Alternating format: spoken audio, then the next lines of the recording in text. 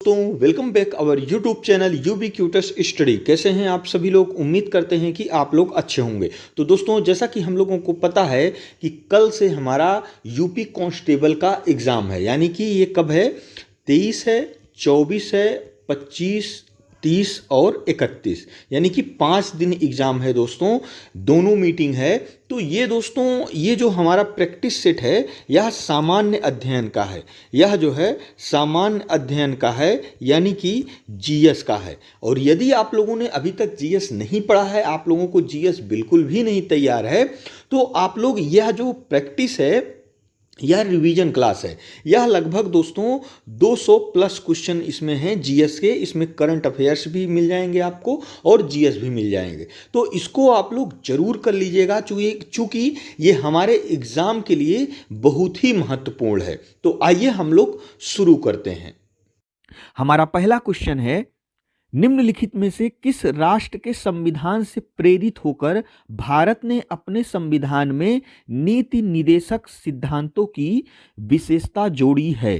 तो आपके ऑप्शंस हैं रूस, आयरलैंड, जर्मनी, संयुक्त राज्य अमेरिका। तो दोस्तों इसका जो सही उत्तर हो जाएगा ऑप्शन बी हो जाएगा। ये जो आयरलैंड है यहां से नीति निर्देशक तत्व को लिया गया है, और ये जो नीति निर्देशक तत्व है यह है भारतीय संविधान के भाग 4 में है।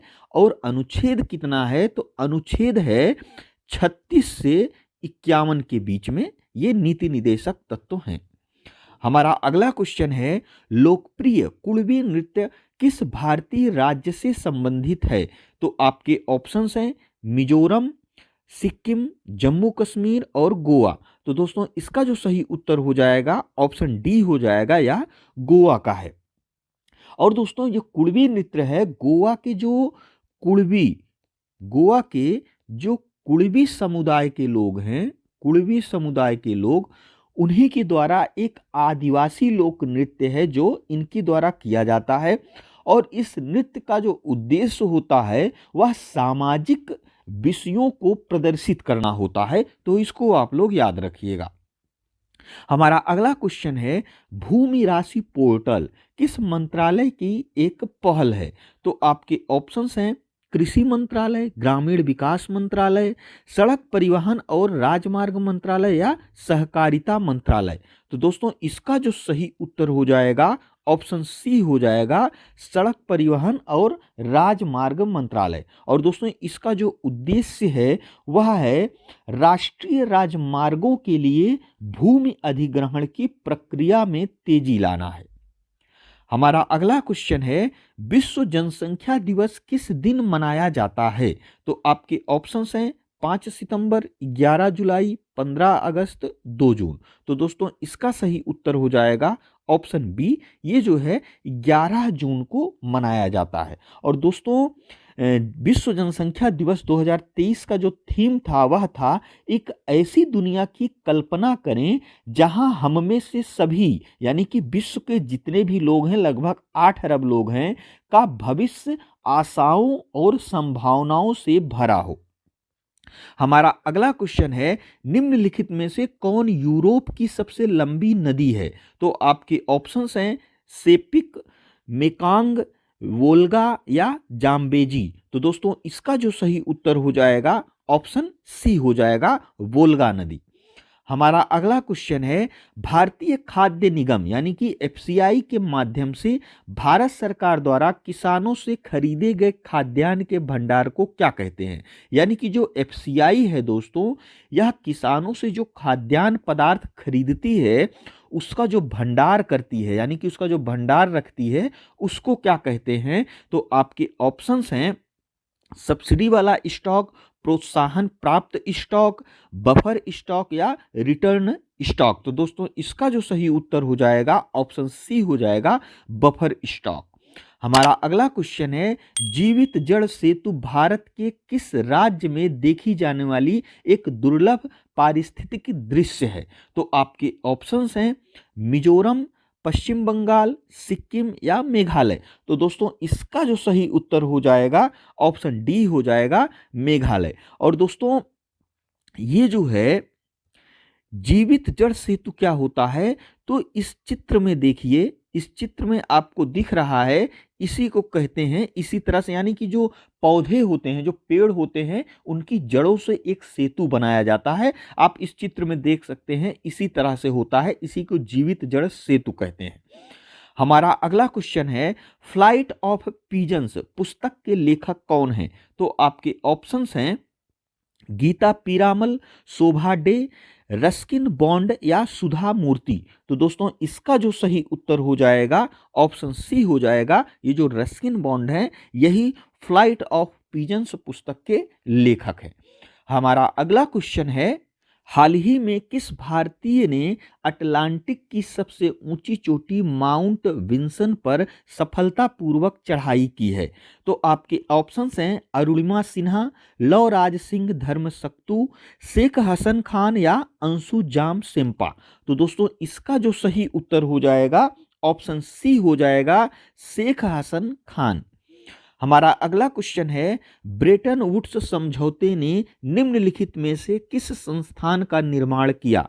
तो आपके ऑप्शंस हैं अंतर्राष्ट्रीय श्रमिक संगठन, संयुक्त राष्ट्र, अंतर्राष्ट्रीय मुद्रा कोष, संयुक्त राष्ट्र शैक्षिक, वैज्ञानिक और सांस्कृतिक संगठन। तो दोस्तों ये जो ब्रेटन वुड समझौता था, इसी के समय में अंतर्राष्ट्रीय मुद्रा कोष की स्थापना हुई थी। और दोस्तों ये जो ब्रेटन वुड्स समझौता है, इसका जो आधिकारिक नाम है, इसका आधिकारिक नाम था संयुक्त राष्ट्र मौद्रिक और वित्तीय सम्मेलन। और दोस्तों यह सम्मेलन 1 जुलाई से 22 जुलाई 1944 तक चला था और इसका मुख्य उद्देश्य जो था वह था द्वितीय विश्व युद्ध से जूझ रहे देशों की मदद करना था। तो इसको आप लोग जरूर याद रखिएगा। हमारा अगला क्वेश्चन है, पीएम मोदी ने किस शहर में दुनिया के सबसे बड़े ध्यान केंद्र का उद्घाटन किया? तो आपके ऑप्शंस हैं पटना, वाराणसी, लखनऊ या अहमदाबाद।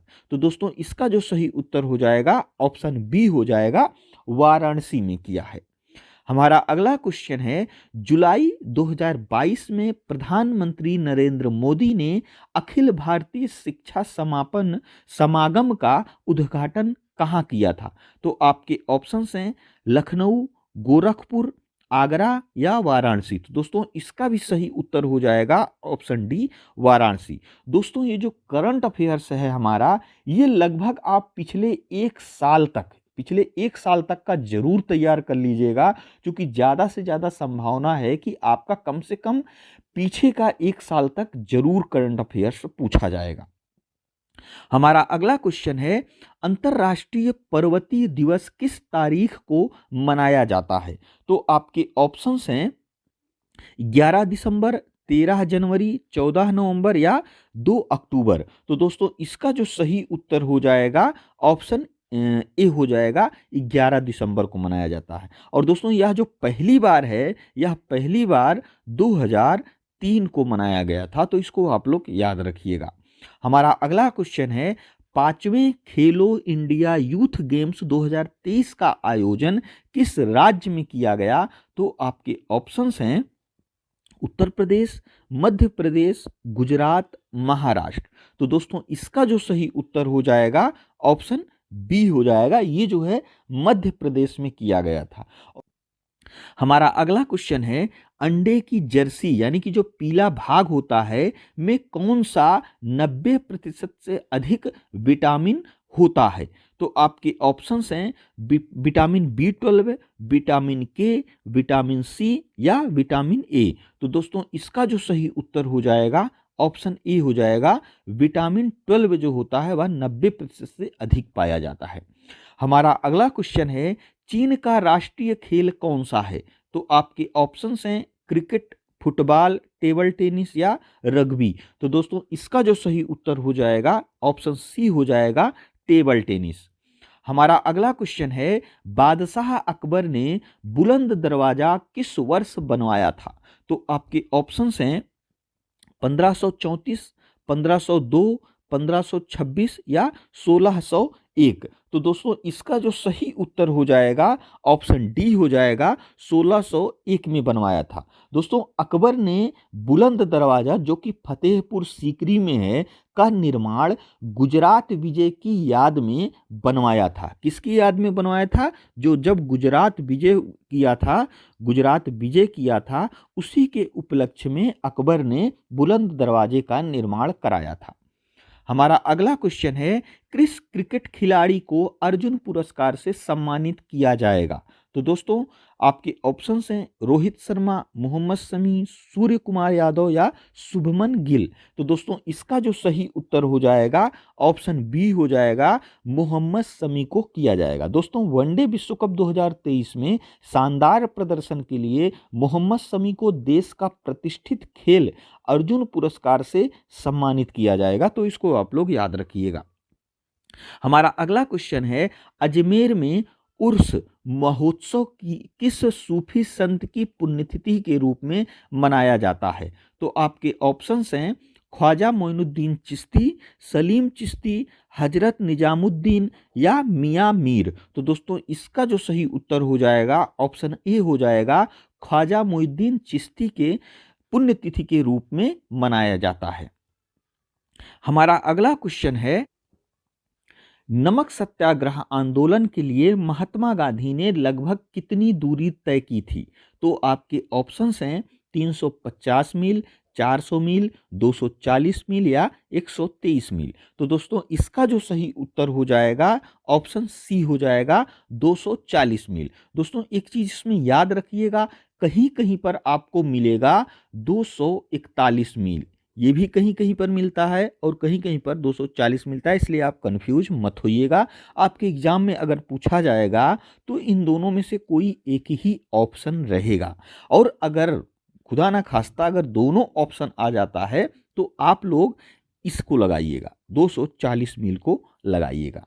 और दोस्तों ये जो है ये नमक सत्याग्रह 78 अनुयायियों के साथ गांधी जी 12 मार्च 1930 को साबरमती आश्रम से शुरू की थी और 240 मील तक चलकर 5 अप्रैल 1930 को गुजरात के समुद्र तट पर स्थित दांडी गांव पहुंचे और वहां पर 6 अप्रैल 1930 को एक मुट्ठी भर नमक को लेकर नमक कानून को तोड़ा। दोस्तों हुआ यूं था कि उस समय जो नमक था उस पर भी अंग्रेजों ने टैक्स लगा दिया था।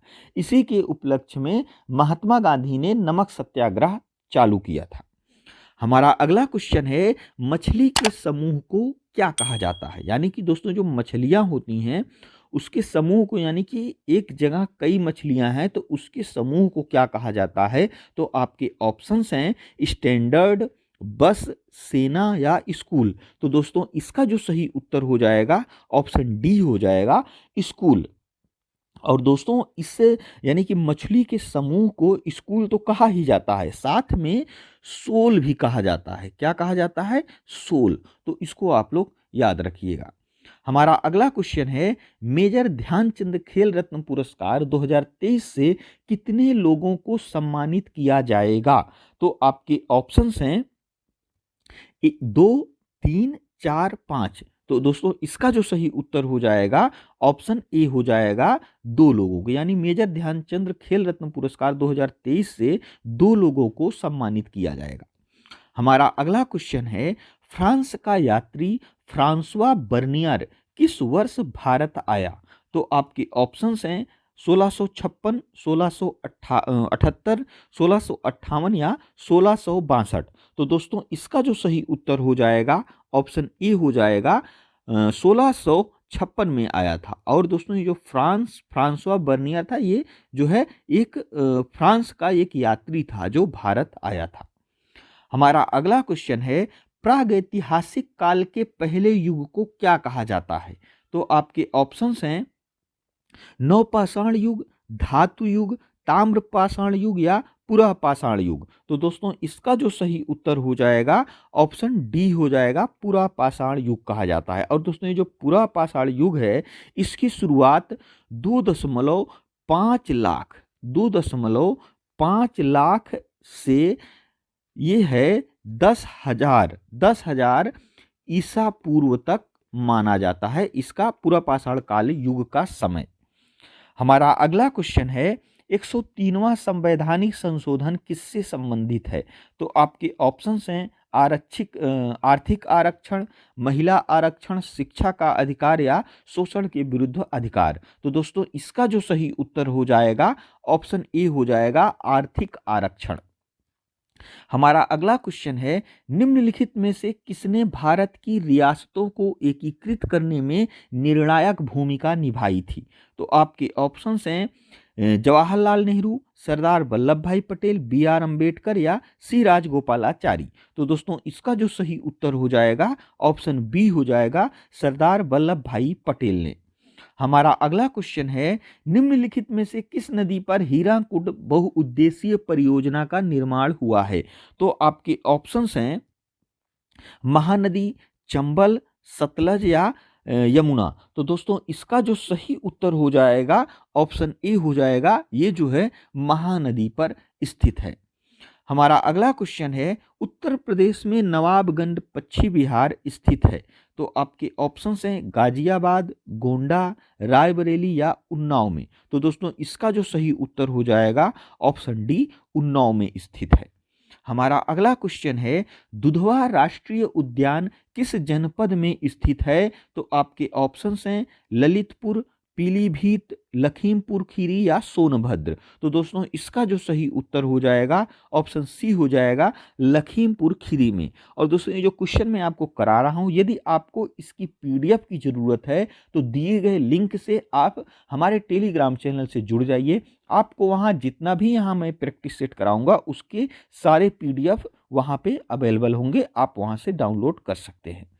हमारा अगला क्वेश्चन है वर्नाक्युलर प्रेस एक्ट कब पारित हुआ? तो आपके ऑप्शंस हैं 1878, 1880, 1885 या 1888।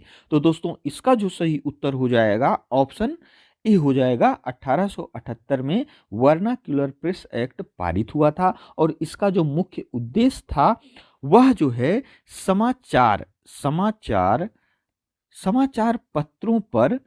समाचार पत्रों पर सरकारी नियंत्रण स्थापित करना था। तो इसको आप लोग याद रखिएगा। हमारा अगला क्वेश्चन है दिल्ली में जंतर मंतर का निर्माण किसने कराया था? तो आपके ऑप्शंस हैं कीर्ति सिंह ने, अजीत मल ने, विजय सिंह ने या जय सिंह द्वितीय ने। तो दोस्तों इसका जो सही उत्तर हो जाएगा ऑप्शन डी हो जाएगा जय सिंह द्वितीय ने कराया था। हमारा अगला क्वेश्चन है मालतीय माधव नामक नाटक की रचना किसने की थी? तो आपके ऑप्शंस हैं भास, कालिदास, भवभूत या बाणभट्ट। तो दोस्तों इसका जो सही उत्तर हो जाएगा ऑप्शन सी हो जाएगा भवभूति ने की थी। हमारा अगला क्वेश्चन है निम्नलिखित में से कौन सा धर्म त्रिरत्न में विश्वास करता है? तो आपके ऑप्शंस हैं ईसाई धर्म, वैष्णव धर्म, शैव धर्म या बौद्ध धर्म। तो दोस्तों इसका जो सही उत्तर हो जाएगा ऑप्शन डी हो जाएगा। ये जो बौद्ध धर्म है ये त्रिरत्न पर विश्वास करता है। और ये जो त्रिरत्न है वो कौन कौन से हैं? तो ये हैं बुद्ध, धम्म और संघ। ये जो है बौद्ध धर्म के त्रिरत्न हैं। तो इसको आप लोग याद रखिएगा। हमारा अगला क्वेश्चन है उत्तर प्रदेश का सबसे बड़ा वन्य जीव विहार कौन सा है? तो आपके ऑप्शंस हैं चंद्रप्रभा, किशनपुर, हस्तिनापुर या रानीपुर। तो दोस्तों इसका जो सही उत्तर हो जाएगा ऑप्शन सी हो जाएगा, ये हस्तिनापुर उत्तर प्रदेश का सबसे बड़ा पक्षी विहार है। और दोस्तों ये जो है हस्तिनापुर ये कई जिलों में फैला हुआ है। जैसे मुजफ्फरनगर में फैला है, मुजफ्फरनगर ले लीजिए, बिजनौर ले लीजिए, मेरठ, अमरोहा, गाजीपुर आदि जिलों में ये जो है हस्तिनापुर फैला हुआ है। हमारा अगला क्वेश्चन है अंतर्राष्ट्रीय महिला न्यायाधीश दिवस मनाने की प्रथा कब प्रारंभ की गई थी? तो आपके ऑप्शंस हैं 10 मार्च 2022, 10 मार्च 23, 10 मार्च 21 या 10 मार्च 20। तो दोस्तों इसका जो सही उत्तर हो जाएगा ऑप्शन ए हो जाएगा 10 मार्च 2022 से ये प्रारंभ हुआ था। हमारा अगला क्वेश्चन है, किस राज्य में अटूकल पोंगल त्योहार मनाया जाता है? तो आपके ऑप्शंस हैं आंध्र प्रदेश, केरल, तमिलनाडु या कर्नाटक। तो दोस्तों इसका जो सही उत्तर हो जाएगा ऑप्शन बी हो जाएगा, केरल में मनाया जाता है। हमारा अगला क्वेश्चन है, विश्व नींद दिवस 2023 कब मनाया गया? तो आपके ऑप्शंस हैं 17 मार्च, 18 मार्च, 19 मार्च या 20 मार्च। तो दोस्तों इसका जो सही उत्तर हो जाएगा ऑप्शन ए हो जाएगा, 17 मार्च को मनाया गया था। हमारा अगला क्वेश्चन है और लास्ट क्वेश्चन है, भारतीय रेलवे किस वर्ष तक नेट जीरो कार्बन उत्सर्जन बन जाएगा? तो आपके ऑप्शंस हैं 2030 तक, 2025 तक, 2040 तक या 2035 तक। तो दोस्तों इसका जो सही उत्तर हो जाएगा ऑप्शन ए हो जाएगा, 2030 तक भारतीय रेलवे जो है वो जीरो कार्बन उत्सर्जक बन जाएगा, यानी कि 2030 तक लगभग 100% भारतीय रेल का विद्युतीकरण कर दिया जाएगा। निम्नलिखित में से गेहूं की खेती के लिए कौन सी मिट्टी उचित है? तो आपके ऑप्शंस हैं काली मिट्टी, लाल मिट्टी, भूरी मिट्टी या दोमट मिट्टी। तो दोस्तों इसका जो सही उत्तर हो जाएगा ऑप्शन डी हो जाएगा। ये जो दोमट मिट्टी है यह गेहूं की खेती के लिए बहुत अच्छा माना जाता है। और एक है बलुई मिट्टी, बलुई मिट्टी भी गेहूं की खेती के लिए अच्छा माना जाता है, और चिकनी मिट्टी। और दोस्तों ये जो काली मिट्टी है ये जो है कपास की खेती के लिए अच्छा माना जाता है। तो इसको आप लोग याद रखिएगा। हमारा अगला क्वेश्चन है, वायसराय की कार्यकारिणी परिषद में नियुक्त पहले भारतीय कौन थे? तो आपके ऑप्शंस हैं सत्येंद्र प्रसाद सिन्हा, जवाहरलाल नेहरू, वल्लभ भाई पटेल या एम.के. गांधी। तो दोस्तों इसका जो सही उत्तर हो जाएगा ऑप्शन ए हो जाएगा, सत्येंद्र प्रसाद सिन्हा जो थे वो जो है वायसराय की कार्यकारिणी परिषद में नियुक्त होने वाले पहले सदस्य थे। दोस्तों भारतीय परिषद अधिनियम 1909 के अंतर्गत गवर्नर जनरल को यह अधिकार दिया गया कि वह किसी एक भारतीय को अपनी कार्यकारिणी परिषद में शामिल कर सकता है। तो इसी अधिकार के कारण सत्येंद्र प्रसाद सिन्हा को मनोनीत किया गया था। तो इसको आप लोग याद रखिएगा। हमारा अगला क्वेश्चन है, गांधी जी को दक्षिण अफ्रीका से भारत लौटने के लिए राजी करने में किसने महत्वपूर्ण भूमिका निभाई थी? तो आपके ऑप्शन है F W. Baker, Spencer Walton, William Godfrey या सी.एफ. एंड्रयूज। तो दोस्तों इसका जो सही उत्तर हो जाएगा ऑप्शन डी हो जाएगा, सी.एफ. एंड्रयूज जो थे वो गांधी जी को दक्षिण अफ्रीका से भारत लौटने के लिए राजी किया था। और दोस्तों जो गांधी जी हैं दक्षिण अफ्रीका से 9 जनवरी 1915 को भारत आए थे।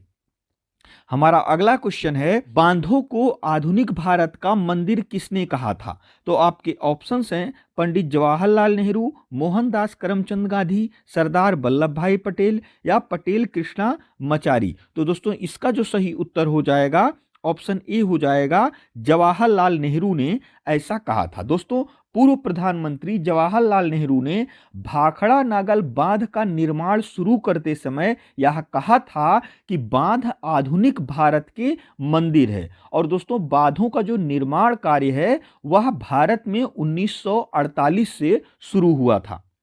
हमारा अगला क्वेश्चन है, भारतीय संविधान में मौलिक कर्तव्यों को कौन से संशोधन द्वारा शामिल किया गया था? तो आपके ऑप्शंस हैं 25वें संशोधन द्वारा, 42वें संशोधन द्वारा, 56वें संशोधन द्वारा या 14वें संशोधन द्वारा। तो दोस्तों इसका जो सही उत्तर हो जाएगा ऑप्शन बी हो जाएगा, 42वें संशोधन द्वारा मौलिक कर्तव्यों को भारतीय संविधान में जोड़ा गया था। और दोस्तों इस संशोधन को सरदार स्वर्ण सिंह समिति की सिफारिश पर किया गया था। यानी कि ये जो 42वां संशोधन है ये स्वर्ण सिंह समिति के द्वारा किया गया था। और दोस्तों ये जो 42वां संशोधन है यह लघु संविधान, क्या है ये, इसको जो है लघु संविधान के नाम से भी जाना जाता है। क्यों ऐसा कहा जाता है, इसको लघु संविधान क्यों कहा जाता है? क्योंकि इस संशोधन के द्वारा संविधान में व्यापक, बहुत ही बड़े लेवल पर जो है परिवर्तन हुआ था। इसीलिए जो 42वां संशोधन है इसको मिनी कॉन्स्टिट्यूशन या लघु संविधान भी कहा जाता है। हमारा अगला क्वेश्चन है, किस अभ्यारण्य को वेम्बनाड पक्षी अभ्यारण्य के नाम से भी जाना जाता है? तो आपके ऑप्शंस हैं कुमारकोम पक्षी अभ्यारण्य, वेदथंगल पक्षी अभ्यारण्य, घाट प्रभा पक्षी अभ्यारण्य या बखिरा पक्षी अभ्यारण्य। तो दोस्तों इसका जो सही उत्तर हो जाएगा ऑप्शन ए हो जाएगा, कुमारकोम पक्षी अभ्यारण्य को वेम्बनाड पक्षी अभ्यारण्य के नाम से भी जाना जाता है। दोस्तों कुमारकोम पक्षी अभ्यारण्य जो है यह केरल में वेम्बनाड झील के किनारे बसा है, इसलिए इसे वेम्बनाड पक्षी अभ्यारण्य के नाम से भी जाना जाता है। और दोस्तों ये जो वेदांखल पक्षी अभ्यारण्य है यह तमिलनाडु में है। कहाँ पे है? ये जो है तमिलनाडु में स्थित है। और ये जो हमारा घटप्रभा पक्षी अभ्यारण्य है यह कर्नाटक में स्थित है। और बखिरा पक्षी अभ्यारण्य यह यूपी के संत कबीर नगर जिले में स्थित है। तो इसको आप लोग याद रखिएगा।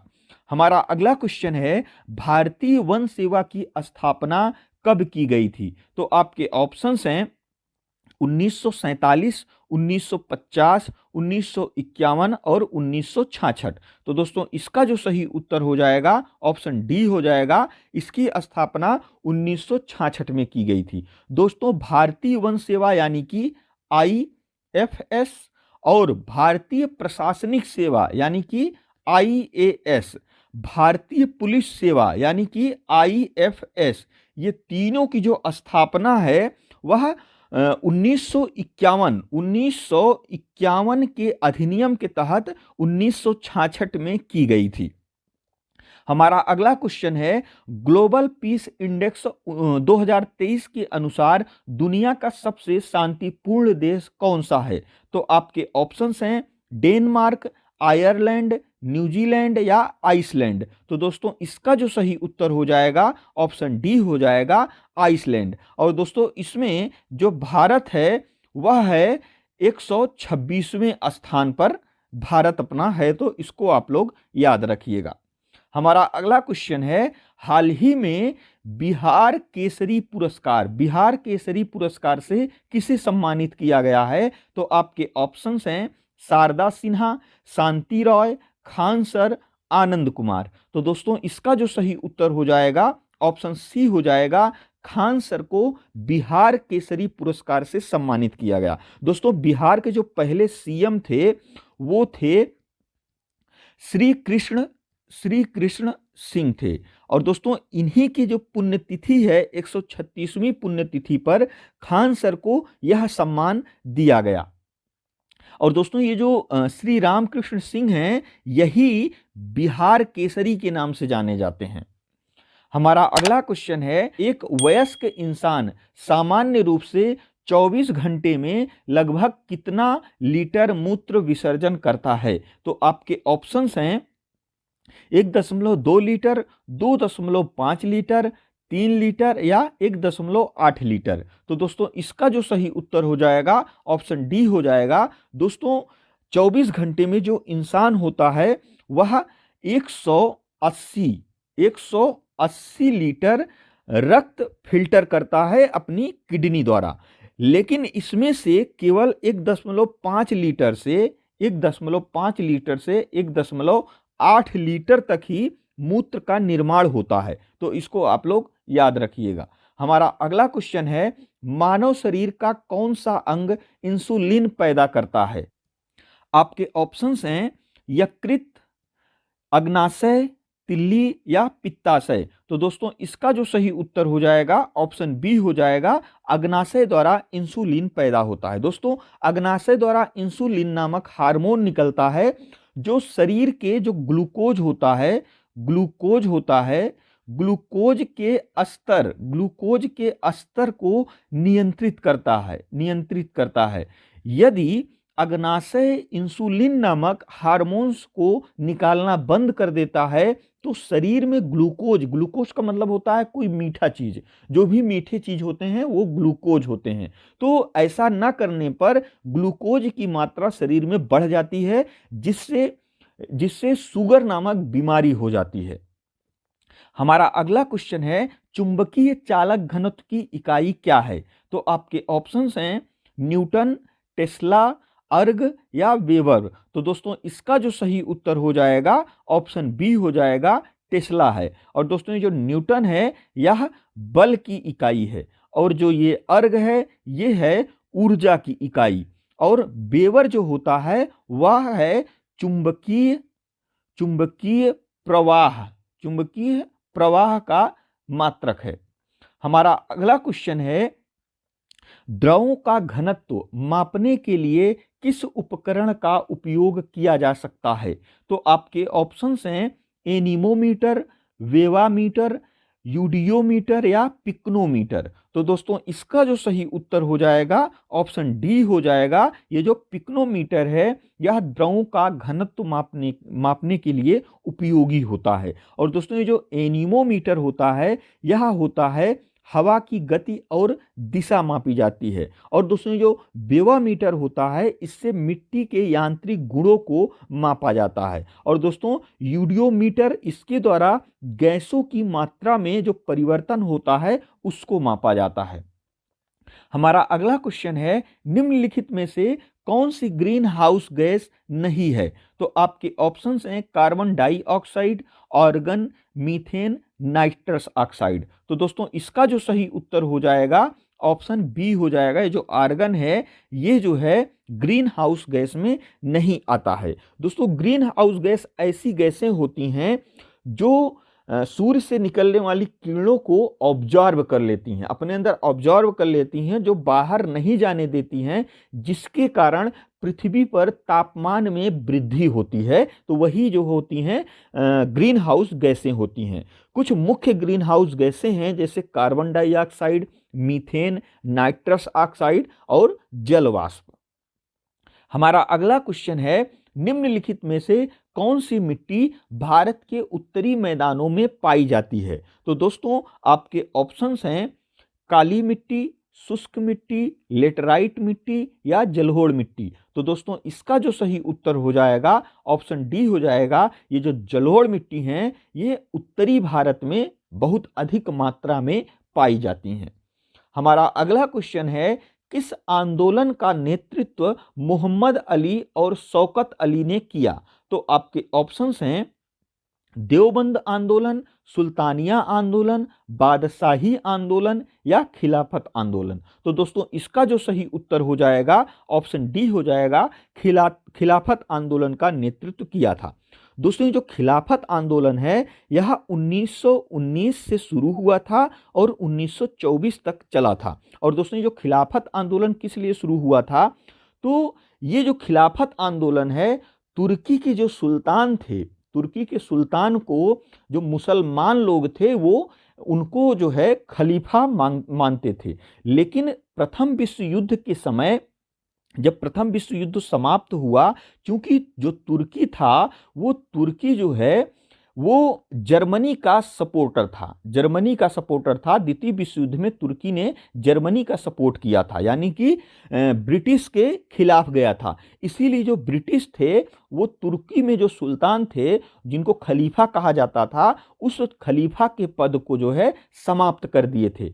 इसी के खिलाफ जो मुस्लिम थे वो पूरे विश्व के मुस्लिम जो है आंदोलन किए थे, जिसमें जो भारतीय मुस्लिम थे वो खिलाफत आंदोलन चलाए थे, जिसमें 2020 में गांधी जी ने भी खिलाफत आंदोलन का नेतृत्व किया था।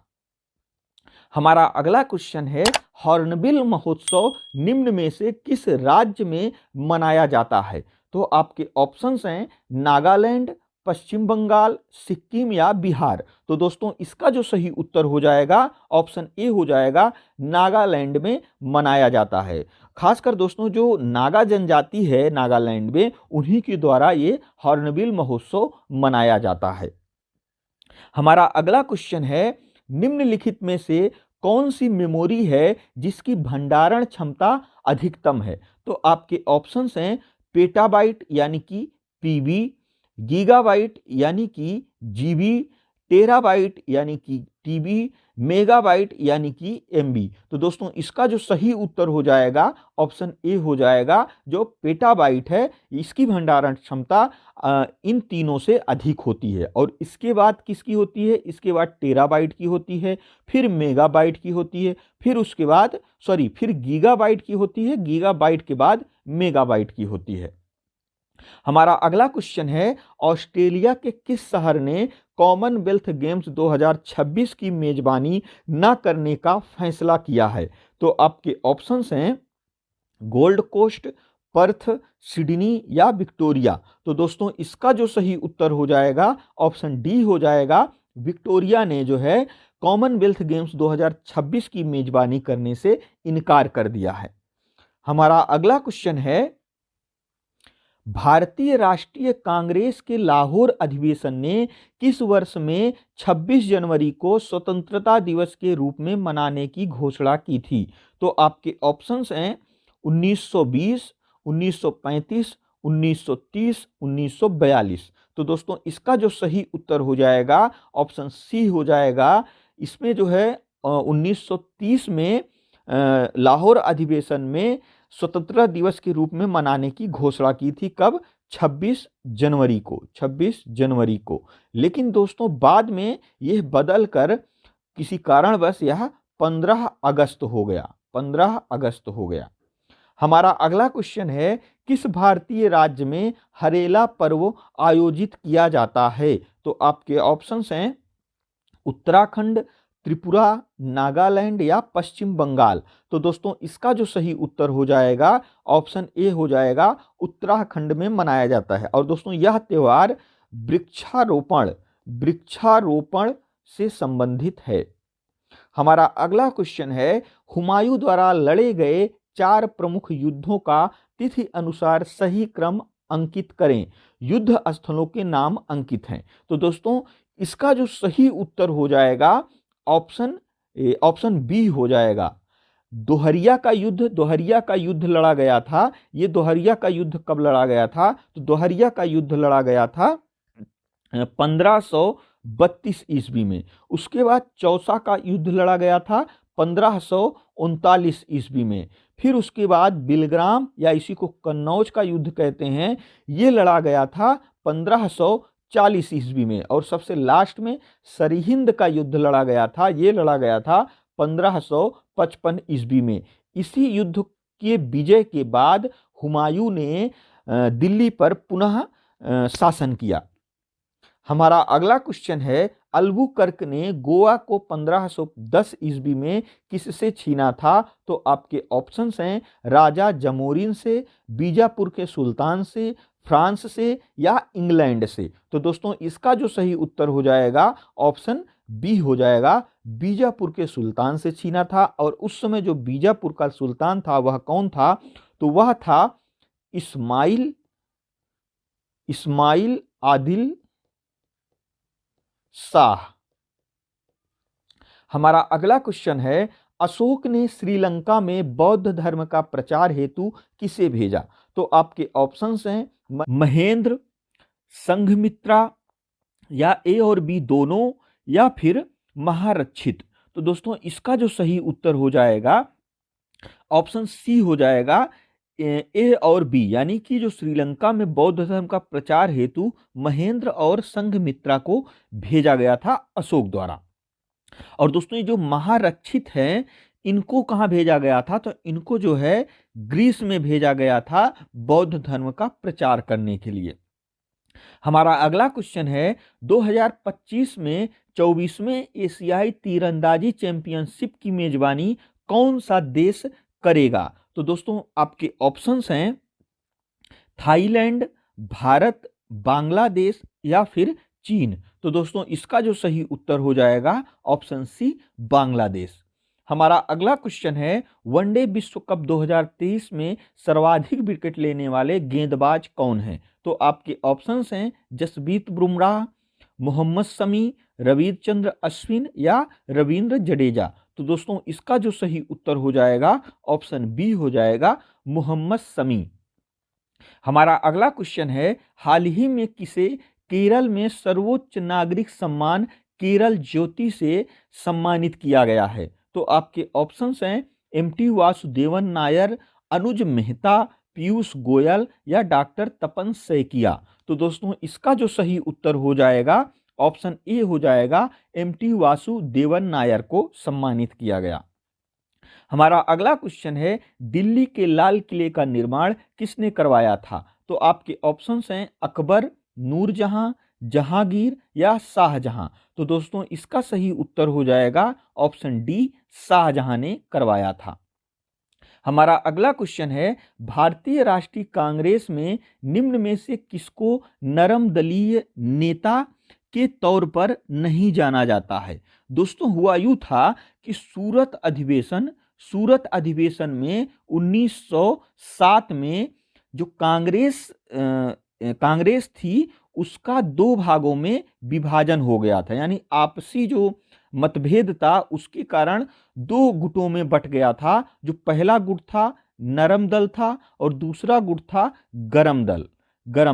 इसमें जो कुछ जो है नरम दल के नेता थे और कुछ गरम दल के नेता थे। तो इसमें से जो ऑप्शन है आपके, इसमें से बी, सी और डी ये जो है नरम दल के नेता थे, लेकिन बाल गंगाधर तिलक ये गरम दल के नेता थे। इसलिए इसका जो सही उत्तर है ऑप्शन ए हो जाएगा, बाल गंगाधर तिलक। हमारा अगला क्वेश्चन है, किसे कोशिका का पावर हाउस कहा जाता है? तो आपके ऑप्शंस हैं नाभिक, कोशिका झिल्ली, माइटोकॉन्ड्रिया या गाल्जी निकाय। तो दोस्तों इसका सही उत्तर हो जाएगा ऑप्शन सी, माइटोकॉन्ड्रिया को कोशिका का पावर हाउस कहा जाता है। हमारा अगला क्वेश्चन है, एकमात्र पाकिस्तानी नागरिक कौन था जिसे भारत रत्न से सम्मानित किया गया था? आपके ऑप्शंस हैं इमरान खान, नवाज शरीफ, बेनजीर भुट्टो, खान अब्दुल गफ्फार खान। तो दोस्तों इसका सही उत्तर हो जाएगा ऑप्शन डी, खान अब्दुल गफ्फार खान को जो है भारत रत्न से सम्मानित किया गया था। वैसे तो दोस्तों जो भारत रत्न है यह केवल भारतीयों को ही दिया जाता है, लेकिन ऐसे 3 मौके आए जब गैर भारतीयों को दिया गया। पहला तो ये खान अब्दुल गफ्फार खान को दिया गया था और मदर टेरेसा को भी दिया गया था। ये मेसिडोनिया की रहने वाली थी, लेकिन बाद में भारत की नागरिकता ली थी। और एक लोगों को दिया गया था, दक्षिण अफ्रीका के जो पूर्व राष्ट्रपति थे उनको दिया गया था। उनका नाम क्या था? तो उनका नाम था नेल्सन मंडेला। इनको भी भारत रत्न से सम्मानित किया गया था। हमारा अगला क्वेश्चन है, एलियस बियालियात्स्की और मानवाधिकार संगठनों को किस क्षेत्र में वर्ष 2022 का नोबेल पुरस्कार मिला है? तो आपके ऑप्शंस हैं साहित्य, शांति, अर्थशास्त्र, चिकित्सा। तो दोस्तों इसका जो सही उत्तर हो जाएगा ऑप्शन बी हो जाएगा, शांति के लिए दिया गया था। हमारा अगला क्वेश्चन है, हरित क्रांति में किसे शामिल नहीं किया गया है? तो आपके ऑप्शंस हैं गांव की सड़कों के सुधार को, बीजों की आधुनिक उपज देने वाली किस्मों को, सिंचाई की अच्छी तरह से विकसित प्रणाली के उपयोग को या खेती में उन्नत तकनीक के उपयोग को। तो दोस्तों ये जो हरित क्रांति थी या मुख्य रूप से खाद्यान्न पदार्थों में वृद्धि के लिए जो है अपनाई गई थी। तो इसमें जो पहला ऑप्शन है गांव की सड़कों के सुधार के लिए, तो ये ऑप्शन गलत है, यानी कि इसका सही उत्तर हो जाएगा ऑप्शन ए। हमारा अगला क्वेश्चन है, 1793 में जमींदारी प्रणाली किसके द्वारा शुरू की गई? तो आपके ऑप्शंस हैं कर्जन, कॉर्नवालिस, क्लाइव या क्लिंट। तो दोस्तों इसका जो सही उत्तर हो जाएगा ऑप्शन बी हो जाएगा, कॉर्नवालिस ने शुरू की थी। दोस्तों जो जमींदारी प्रणाली है ये क्या थी? पहले जो जमीनें थी, जो जमीनों पर कुछ लोगों को जमीनें दे दी गई थी, मतलब ब्रिटिश सरकार द्वारा, और उनसे कहा गया था कि आप इससे जो आय होगी वो किसानों से वसूल कर हमें दीजिएगा। लेकिन बाद में जो कॉर्नवालिस आया, इसने उन जमीनों को जो देखता था उसी के नाम कर दी, इसीलिए वो जो है वो जमींदार हो गए, उस जमीन के मालिक हो गए। तो यही होता है जमींदारी प्रणाली। हमारा अगला क्वेश्चन है, स्वतंत्रता के बाद भारत के पहले उप प्रधानमंत्री कौन हुए? तो आपके ऑप्शंस हैं सरदार वल्लभ भाई पटेल, मोरारजी देसाई, जगजीवन राम, चरण सिंह। तो दोस्तों इसका जो सही उत्तर हो जाएगा ऑप्शन ए हो जाएगा सरदार वल्लभ भाई पटेल। और दोस्तों ये बात तब की है जब भारत में इलेक्शन नहीं हुआ था। यानी हमारा अगला क्वेश्चन है, एक प्रकार का मालवेयर है जो आपके कंप्यूटर पर विज्ञापन दिखाता है, यानी कि इसमें खाली स्थान भरना है, वह कौन सा मालवेयर है जो आपके कंप्यूटर पर विज्ञापन दिखाता है? तो आपके ऑप्शंस है बैकडोर, रूटकिट, बॉट या एडवेयर। तो दोस्तों इसका जो सही उत्तर हो जाएगा ऑप्शन डी हो जाएगा एडवेयर। हमारा अगला क्वेश्चन है, कंप्यूटर तकनीक की पहली पीढ़ी में किस भाषा का प्रयोग किया गया था? तो आपके ऑप्शंस हैं कोबोल, फोर्ट्रान, असेंबली या मशीनी भाषा। तो दोस्तों इसका जो सही उत्तर हो जाएगा ऑप्शन डी हो जाएगा, जो मशीनी भाषा है यह पहली पीढ़ी में प्रयोग किया गया था। हमारा अगला क्वेश्चन और आज का लास्ट क्वेश्चन है, किस प्रकार का virus Word, Excel, PowerPoint और अन्य डाटा फाइलों को संक्रमित करता है? तो आपके ऑप्शंस हैं polymorphic virus, stealth virus, macro virus या बहुपक्षीय मल्टीपार्टाइट वायरस। तो दोस्तों इसका जो उत्तर हो जाएगा ऑप्शन सी हो जाएगा मैक्रो वायरस। निम्न में वायु दाब को नापने वाला उपकरण कौन सा है? तो दोस्तों इसका जो सही उत्तर हो जाएगा ऑप्शन बी हो जाएगा बैरोमीटर है। बैरोमीटर से वायु दाब को मापा जाता है। और दोस्तों ये क्रोनोमीटर है, क्रोनोमीटर द्वारा समय को मापा जाता है। क्या? समय को। और एमीटर द्वारा दोस्तों विद्युत धारा को मापा जाता है। क्या? विद्युत धारा। और दोस्तों एनीमोमीटर से हवा की गति मापी जाती है। हवा की गति मापी जाती है। हमारा अगला क्वेश्चन है, ब्लीचिंग पाउडर बनाने के लिए निम्नलिखित में से किस गैस को शुष्क चूने से गुजारा जाता है? तो दोस्तों इसका सही उत्तर हो जाएगा ऑप्शन बी, क्लोरीन को गुजारा जाता है। दोस्तों ब्लीचिंग पाउडर बनाने के लिए क्लोरीन को बुझे चूने के साथ गुजारा जाता है और ब्लीचिंग पाउडर रासायनिक रूप से कैल्शियम ऑक्सीक्लोराइड होता है। हमारा अगला क्वेश्चन है, निम्नलिखित में से कौन सा जिंक का एक अयस्क है?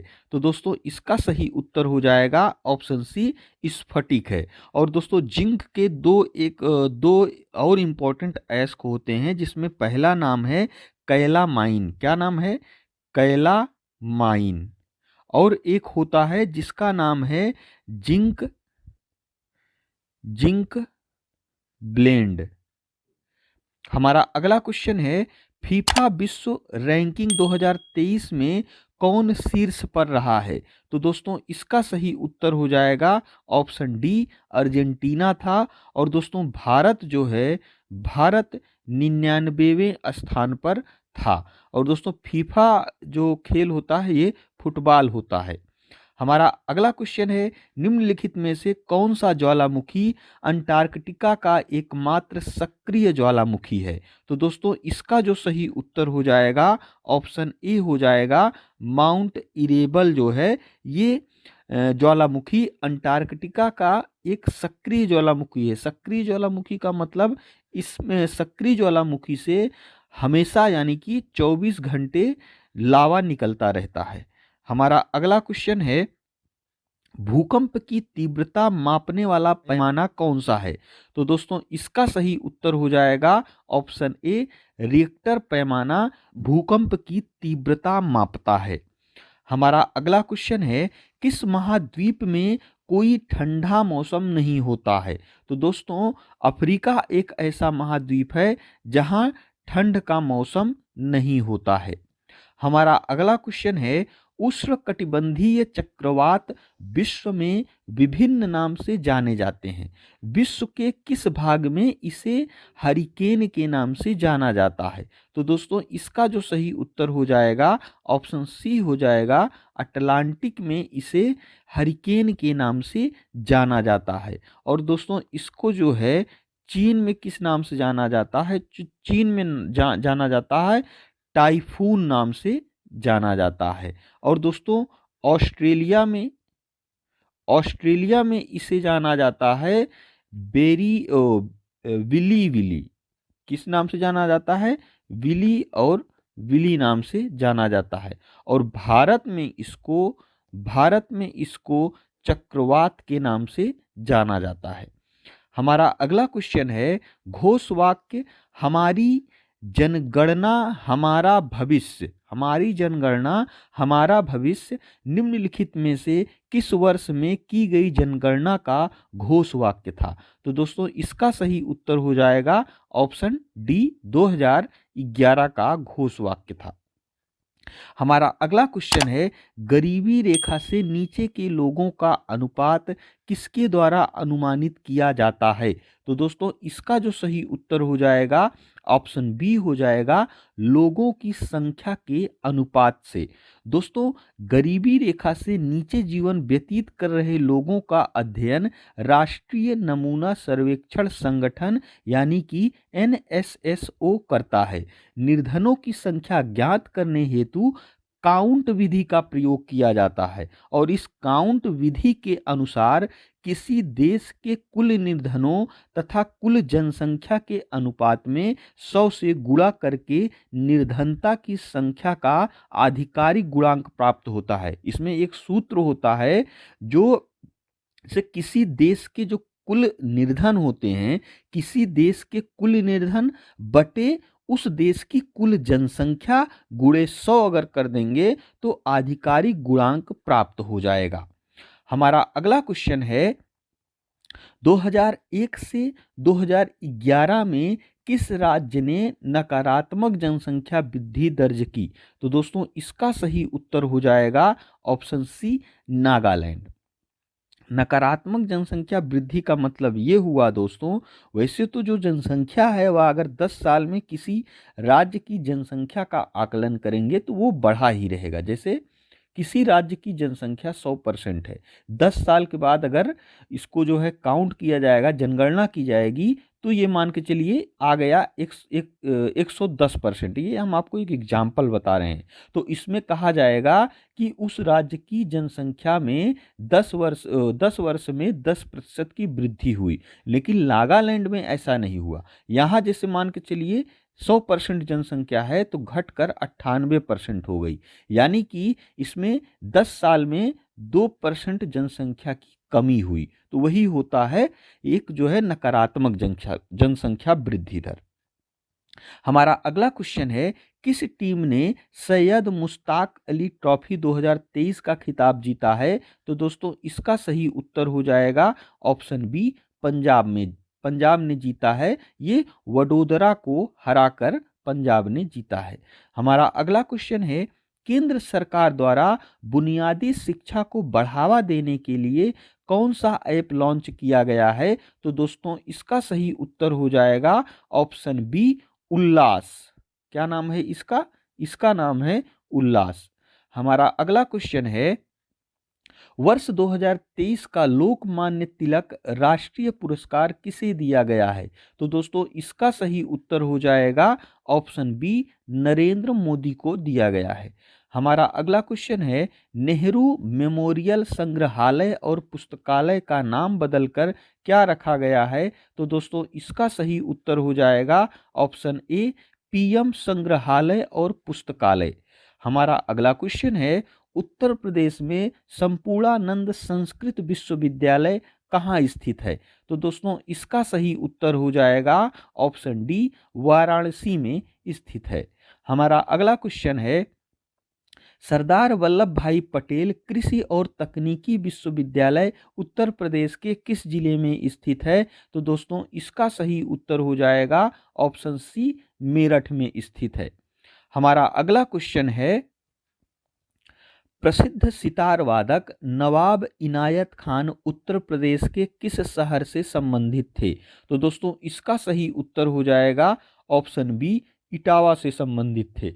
हमारा अगला क्वेश्चन है 6ठी सदी ईसा पूर्व के दौरान उत्तर प्रदेश के किन क्षेत्रों को चेदी कहा जाता था? तो दोस्तों इसका सही उत्तर हो जाएगा ऑप्शन ए, बुंदेलखंड का जो क्षेत्र है वह 6ठी सदी ईसा पूर्व में चेदी नाम से जाना जाता था। और दोस्तों जो बुंदेलखंड है इसमें कई जिले आते हैं, जिसमें अगर हम बात करें यूपी की तो यूपी के इसमें 7 जिले आते हैं, जैसे झांसी, ललितपुर, जालौन, चित्रकूट, बांदा, हमीरपुर और महोबा। ये 7 जिले बुंदेलखंड में आते हैं उत्तर प्रदेश के।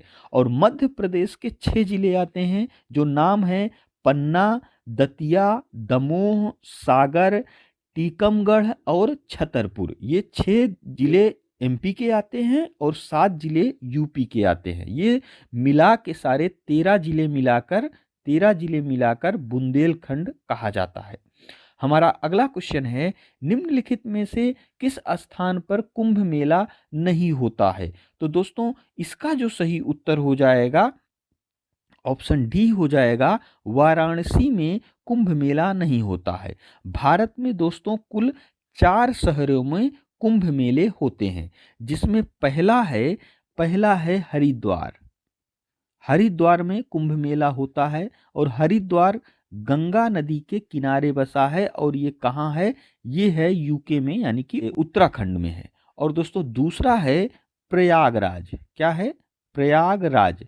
और ये किस नदी के किनारे है? तो ये जो है गंगा, यमुना और सरस्वती के संगम पर ये कुंभ मेला होता है। और ये प्रयागराज जानते ही हैं उत्तर प्रदेश में है। और तीसरा जो नाम है वह है उज्जैन। क्या नाम है? उज्जैन। और ये उज्जैन जो है ये शिप्रा नदी के किनारे है। कहाँ है? शिप्रा नदी के किनारे है और ये मध्य प्रदेश में है। यहाँ पर कुंभ मेला होता है। और चौथा स्थान है नासिक। क्या नाम है? नासिक। और ये जो है गोदावरी नदी के किनारे बसा है और ये जो है महाराष्ट्र में है। कहाँ पर है? महाराष्ट्र में है। ये 4 जगहें ऐसी हैं भारत में जहाँ कुंभ मेले प्रति 12 वर्ष में होते हैं। हमारा अगला क्वेश्चन है, निम्न में से कौन सी भाषा उत्तर प्रदेश की दूसरी राजभाषा है? तो दोस्तों इसका जो सही उत्तर हो जाएगा ऑप्शन सी हो जाएगा, उर्दू, जो 1989 में उत्तर प्रदेश की दूसरी राजभाषा बनी और पहली राजभाषा हिंदी है।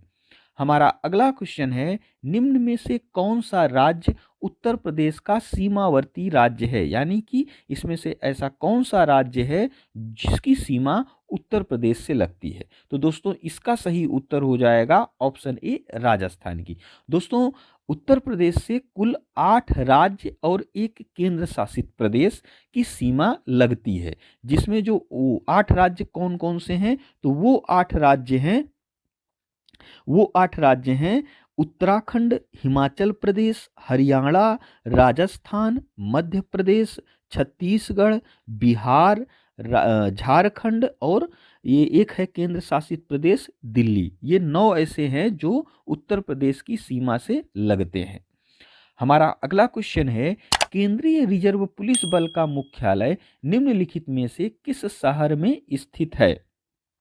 तो दोस्तों इसका जो सही उत्तर हो जाएगा ऑप्शन सी हो जाएगा, नई दिल्ली में। हमारा अगला क्वेश्चन है, बोको हराम कहाँ का आतंकवादी संगठन है? तो दोस्तों ये जो बोको हराम है ये है नाइजीरिया का आतंकवादी संगठन है। हमारा अगला क्वेश्चन है, भारत में हर साल राष्ट्रीय दुग्ध दिवस निम्नलिखित में से किस तारीख को मनाया जाता है? तो दोस्तों इसका सही उत्तर हो जाएगा ऑप्शन ए, 26 नवंबर को मनाया जाता है। हमारा अगला क्वेश्चन है, एक कंप्यूटर उपयोगकर्ता को उसकी विशिष्ट पहचान जैसे उंगलियों के निशान, वाड़ी अथवा नेत्रपटल के माध्यम से पहचान की विधि को क्या कहते हैं? तो दोस्तों इस विधि को कहा जाता है बायोमेट्रिक, यानी कि ऑप्शन डी सही है। हमारा अगला क्वेश्चन है, अनसॉलिसिटेड ईमेल को क्या कहते हैं? तो दोस्तों इसका सही उत्तर हो जाएगा ऑप्शन ए, स्पैम कहते हैं। अनसॉलिसिटेड का मतलब होता है दोस्तों जो अनचाहा ईमेल होता है उसी को अनसॉलिसिटेड कहते हैं, और अनचाहे ईमेल को क्या कहते हैं, स्पैम। हमारा अगला क्वेश्चन है, जैन धर्म श्वेतांबर और दिगंबर संप्रदायों में कब विभाजित हुआ? तो दोस्तों इसका सही उत्तर हो जाएगा ऑप्शन सी, कनिष्क के काल में ऐसा हुआ था। और दोस्तों ये जो जैन धर्म है, ये जैन धर्म के जो संस्थापक थे वो कौन थे? तो वो थे ऋषभ देव। कौन थे? ऋषभ देव।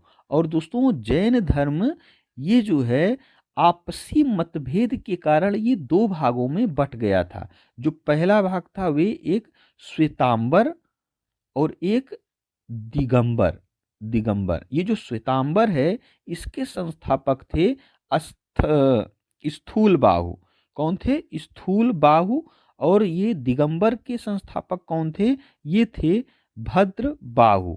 तो दोस्तों ये याद करने का तरीका है, जैसे श्वेतांबर है इसके संस्थापक कौन थे? स्थूल बाहु, यानी कि ये भी सा से शुरू हो रहा है और ये भी सा से शुरू हो रहा है। ये याद करने का एक छोटा सा तरीका है। और दिगंबर का भद्र बाहु है, ये याद ही हो जाएगा। हमारा अगला क्वेश्चन है, मुगल सत्ता की पुनर्स्थापना हुमायूं ने कब की थी? तो दोस्तों इसका जो सही उत्तर हो जाएगा ऑप्शन सी हो जाएगा 1555 ईस्वी में। 1555 ईस्वी में हुमायूं ने सरहिंद विजय के बाद दिल्ली पर पुनः शासन किया था और इसकी 1556 ईस्वी में मृत्यु हो गई थी। हमारा अगला क्वेश्चन है, किस गुप्तकालीन शासक को कविराज कहा गया? तो दोस्तों इसका सही उत्तर हो जाएगा ऑप्शन सी, समुद्रगुप्त को कविराज की उपाधि दी गई थी। हमारा अगला क्वेश्चन है, न्यूमिस्मेटिक्स क्या है? तो दोस्तों न्यूमिस्मेटिक्स एक है सिक्कों और धातुओं का अध्ययन, यानी कि ऑप्शन बी सही होगा। हमारा अगला क्वेश्चन है, a nation in the making नामक पुस्तक किसने लिखी? तो दोस्तों इसका सही उत्तर हो जाएगा ऑप्शन सी, सुरेंद्र नाथ बनर्जी ने लिखी थी। हमारा अगला क्वेश्चन है, भारतीय संविधान का सबसे बड़ा एकाकी स्रोत है। एकाकी स्रोत का मतलब दोस्तों भारतीय संविधान जो है उसमें जो चीजों को ऐड किया गया है वो जिस संविधान से जो चीजें अच्छी लगी उसको एडॉप्ट कर लिया गया और अपने भारतीय संविधान में उसको रख दिया गया। इसी तरह से ये जो एकाकी स्रोत है वो सबसे ज्यादा जो लिया गया है वो जो एक गवर्नमेंट ऑफ इंडिया एक एक्ट है 1935, वहां से सबसे ज्यादा चीजें ली गई हैं। हमारा अगला क्वेश्चन है, भारतीय संघ में किसी राज्य को सम्मिलित करने का अधिकार किसे है? तो दोस्तों यह अधिकार केवल और केवल लोकसभा अध्यक्ष को है, यानी कि ऑप्शन सी जो है सही होगा। हमारा अगला क्वेश्चन है, संविधान के किस भाग में ग्राम पंचायतों की स्थापना की बात कही गई है? तो इसका सही उत्तर हो जाएगा ऑप्शन बी, भाग 4 में कही गई है। और अगर अनुच्छेद की बात करें तो वह है 40वां अनुच्छेद। हमारा अगला क्वेश्चन है, युद्ध के दौरान वीरता के विशिष्ट कार्य प्रदर्शित करने के लिए दिया जाने वाला सर्वोच्च सैन्य सम्मान कौन सा है? तो इसका सही उत्तर हो जाएगा ऑप्शन बी, परमवीर चक्र। हमारा अगला क्वेश्चन है, चर्चित नर्मदा कला का संबंध किस राज्य या केंद्र शासित प्रदेश से है? तो दोस्तों इसका सही उत्तर हो जाएगा ऑप्शन सी, जम्मू कश्मीर से है। हमारा अगला क्वेश्चन है, भारत के बाहर पहले आईआईटी परिसर की स्थापना किस देश में की जाएगी? तो दोस्तों इसका सही उत्तर हो जाएगा ऑप्शन डी, तंजानिया में की जाएगी। दृष्टि वैषम्य को किस लेंस के प्रयोग से दूर किया जाता है? तो दोस्तों इसका जो सही उत्तर हो जाएगा ऑप्शन बी हो जाएगा, बेलनाकार लेंस से दूर किया जाता है। और ये जो बीमारी है एक जो है ये आंख की बीमारी होती है जिसे बेलनाकार लेंस से इसको दूर किया जा सकता है। हमारा अगला क्वेश्चन है, दांतों की वर्धित छवि को देखने के लिए दंत चिकित्सकों द्वारा किसका प्रयोग किया जाता है? तो दोस्तों इसका जो सही उत्तर हो जाएगा ऑप्शन ए हो जाएगा अवतल दर्पण द्वारा। दोस्तों ये जो अवतल दर्पण है ये जो है किसी चीज के आकार को बढ़ा कर दिखाता है, यानी कोई भी चीज है अगर अवतल दर्पण है तो कोई भी चीज को उस आकार को बढ़ा कर दिखाता है, और जो उत्तल लेंस होता है ये किसी भी वस्तु के आकार को छोटा करके दिखाता है। हमारा अगला क्वेश्चन है, मैं दीवार पर मारने के लिए एक गेंद फेंकता हूं और वह वापस मेरे पास आ जाती है, यह किसका उदाहरण है? तो दोस्तों इसका जो सही उत्तर हो जाएगा ऑप्शन डी हो जाएगा, न्यूटन के गति का तृतीय नियम है।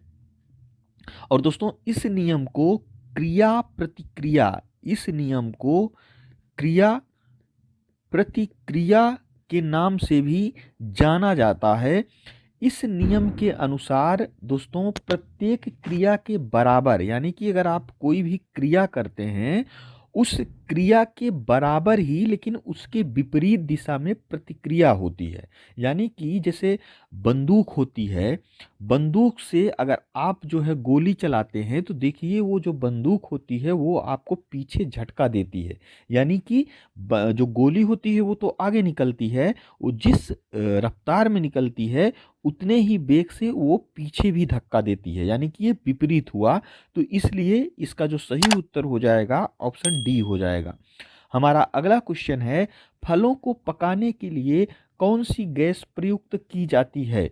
तो दोस्तों इसका जो सही उत्तर हो जाएगा ऑप्शन ए हो जाएगा, एथिलीन का प्रयोग किया जाता है। हमारा अगला क्वेश्चन है, रोजेसिया एक आम बीमारी है जो मानव शरीर के किस भाग को प्रभावित करती है? तो दोस्तों इसका सही उत्तर हो जाएगा ऑप्शन सी, ये जो है त्वचा को प्रभावित करती है। इसमें दोस्तों त्वचा में रेड कलर के दाने निकल आते हैं जिसमें मेवाद भरी होती है। ये रोजेसिया का जो बीमारी है उसके लक्षण हैं।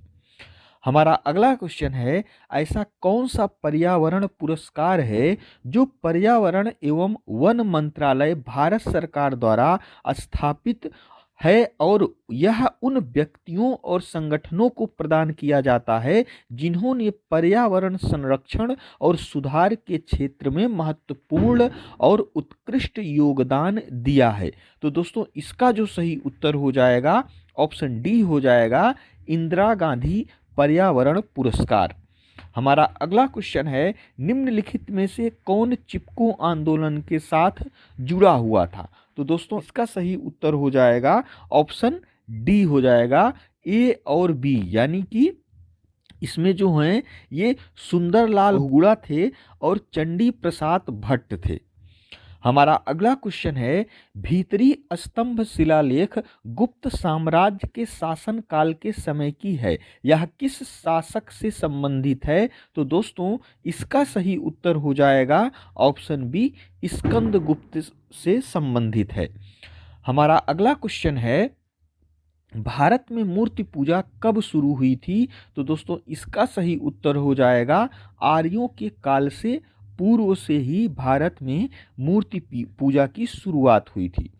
हमारा अगला क्वेश्चन है, हाल ही में खबरों में रहा रज महोत्सव का संबंध किस राज्य से है? तो दोस्तों इसका सही उत्तर हो जाएगा ऑप्शन बी, ये जो है उड़ीसा से है। दोस्तों यह 3 दिवसीय त्योहार होता है और यह जून में मनाया जाता है। इसमें दोस्तों मानसून की शुरुआत और धरती माता की पूजा की जाती है, यानी कि जो मानसून की शुरुआत होती है और धरती माता की पूजा की जाती है। इसमें दोस्तों इस त्योहार के लिए यह मान्यता है कि इन 3 दिनों के बीच धरती माता मासिक धर्म से गुजरती हैं, इसीलिए यह जो है बड़े धूमधाम से उड़ीसा क्षेत्र में मनाया जाता है। हमारा अगला क्वेश्चन है, किस रेलवे स्टेशन को हाल ही में ईट राइट स्टेशन के प्रमाणन से सम्मानित किया गया है। तो दोस्तों इसका जो सही उत्तर हो जाएगा ऑप्शन सी हो जाएगा, गुवाहाटी रेलवे स्टेशन को। दोस्तों यह प्रमाण पत्र गुवाहाटी रेलवे स्टेशन को यात्रियों को उच्च गुणवत्ता और पौष्टिक भोजन प्रदान करने के लिए दिया गया है। हमारा अगला क्वेश्चन है, हाल ही में जारी वर्ष 2023 की हुरून इंडिया परोपकारी सूची में किसे शीर्ष स्थान प्राप्त हुआ है? तो दोस्तों इसका सही उत्तर हो जाएगा ऑप्शन बी, शिव नादर को। और दोस्तों ये जो शिव नादर है ये HCL टेक के संस्थापक हैं। HCL टेक के ये जो है संस्थापक हैं, तो इसको आप लोग याद रखिएगा। हमारा अगला क्वेश्चन है, संयुक्त सैन्य अभ्यास एक्सरसाइज मित्र शक्ति 2023 का आयोजन भारत और किस देश के साथ किया गया है? तो दोस्तों इसका सही उत्तर हो जाएगा ऑप्शन डी, श्रीलंका के साथ किया गया है। और ये कब हुआ? तो दोस्तों ये हुआ 16 नवंबर से 29 नवंबर के बीच हुआ है। हमारा अगला क्वेश्चन है, लक्षद्वीप के लोग मलयालम के अलावा दूसरी कौन सी भाषा बोलते हैं? तो दोस्तों इसका सही उत्तर हो जाएगा ऑप्शन बी हो जाएगा, माही या माहल इसको बोलते हैं। दोस्तों वैसे तो ये जो है लक्षद्वीप में सबसे ज़्यादा मात्रा में बोली जाने वाली जो भाषा है वो मलयालम है, लेकिन ये जो माही और माहल है यह खास तौर पर कहाँ पर बोली जाती है? तो जो लक्षद्वीप का मिनिकॉय द्वीप है, मिनिकॉय द्वीप, इस पर ये भाषा ज़्यादातर बोली जाती है।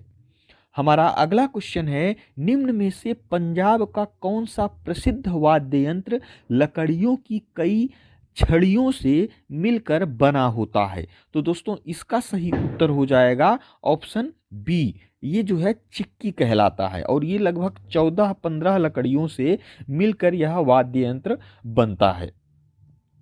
हमारा अगला क्वेश्चन है, संस्कृत किस प्रदेश की दूसरी राजकीय भाषा है? तो दोस्तों इसका जो सही उत्तर हो जाएगा ऑप्शन डी हो जाएगा, उत्तराखंड की है। और इसमें पहली भाषा राजकीय भाषा कौन सी है? तो वो पहली भाषा है हिंदी। और दूसरी भाषा कौन सी है? दूसरी भाषा है संस्कृत। हमारा अगला क्वेश्चन है, भारत में माल और सेवा कर की दरों का फैसला कौन करता है? तो दोस्तों इसका जो सही उत्तर हो जाएगा जो है, इसका सही उत्तर हो जाएगा ऑप्शन बी, केवल आर, यानी कि जीएसटी परिषद होती है वही माल और सेवा कर की दरों का फैसला करता है। और दोस्तों ये जो जीएसटी परिषद है इसमें इसके जो अध्यक्ष होते हैं वह भारत के वित्त मंत्री होते हैं। और जो जीएसटी परिषद की जो अध्यक्ष का पद है वह एक पदेन पद है। कौन सा पद है? पदेन पद है। अब पदेन पद का मतलब यह होता है कि उस पर जो वित्त मंत्री, जिस समय जो वित्त मंत्री रहेगा वही जीएसटी परिषद का अध्यक्ष बनेगा। यही पदेन पद होता है, यानी कोई दूसरा नहीं बन सकता है। जो वित्त मंत्री होगा वही इसका अध्यक्ष बनेगा। हमारा अगला क्वेश्चन है, भारतीय बैंकिंग में आरटीजीएस और आईएफएससी का पूरा रूप क्या है? तो दोस्तों इसका जो सही उत्तर हो जाएगा ऑप्शन सी हो जाएगा। कौन सा? Option C, real time gross settlement और इंडियन फाइनेंशियल सिस्टम कोड। हमारा अगला क्वेश्चन है दोस्तों, 14वें वित्त आयोग के अध्यक्ष कौन थे? तो दोस्तों इसका सही उत्तर हो जाएगा ऑप्शन ए, वाईवी रेड्डी थे। हमारा अगला क्वेश्चन है, गैर बैंकिंग वित्तीय कंपनियों द्वारा प्रदान की जाने वाली किस प्रकार की एटीएम सेवाओं को 100% प्रत्यक्ष विदेशी निवेश की अनुमति दी जाती है? तो दोस्तों इसका जो सही उत्तर हो जाएगा ऑप्शन डी हो जाएगा, सफ़ेद लेबल वाला जो एटीएम होता है वह यही होता है, यानी कि ऑप्शन डी जो है सही होगा। हमारा अगला क्वेश्चन है, राष्ट्रीय कृषि और ग्रामीण विकास बैंक यानी कि नाबार्ड द्वारा प्रदान किए जाने वाले कृषि ऋण की अधिकतम अवधि क्या होती है? तो दोस्तों इसका जो सही उत्तर हो जाएगा ऑप्शन ए हो जाएगा 15 वर्ष होती है।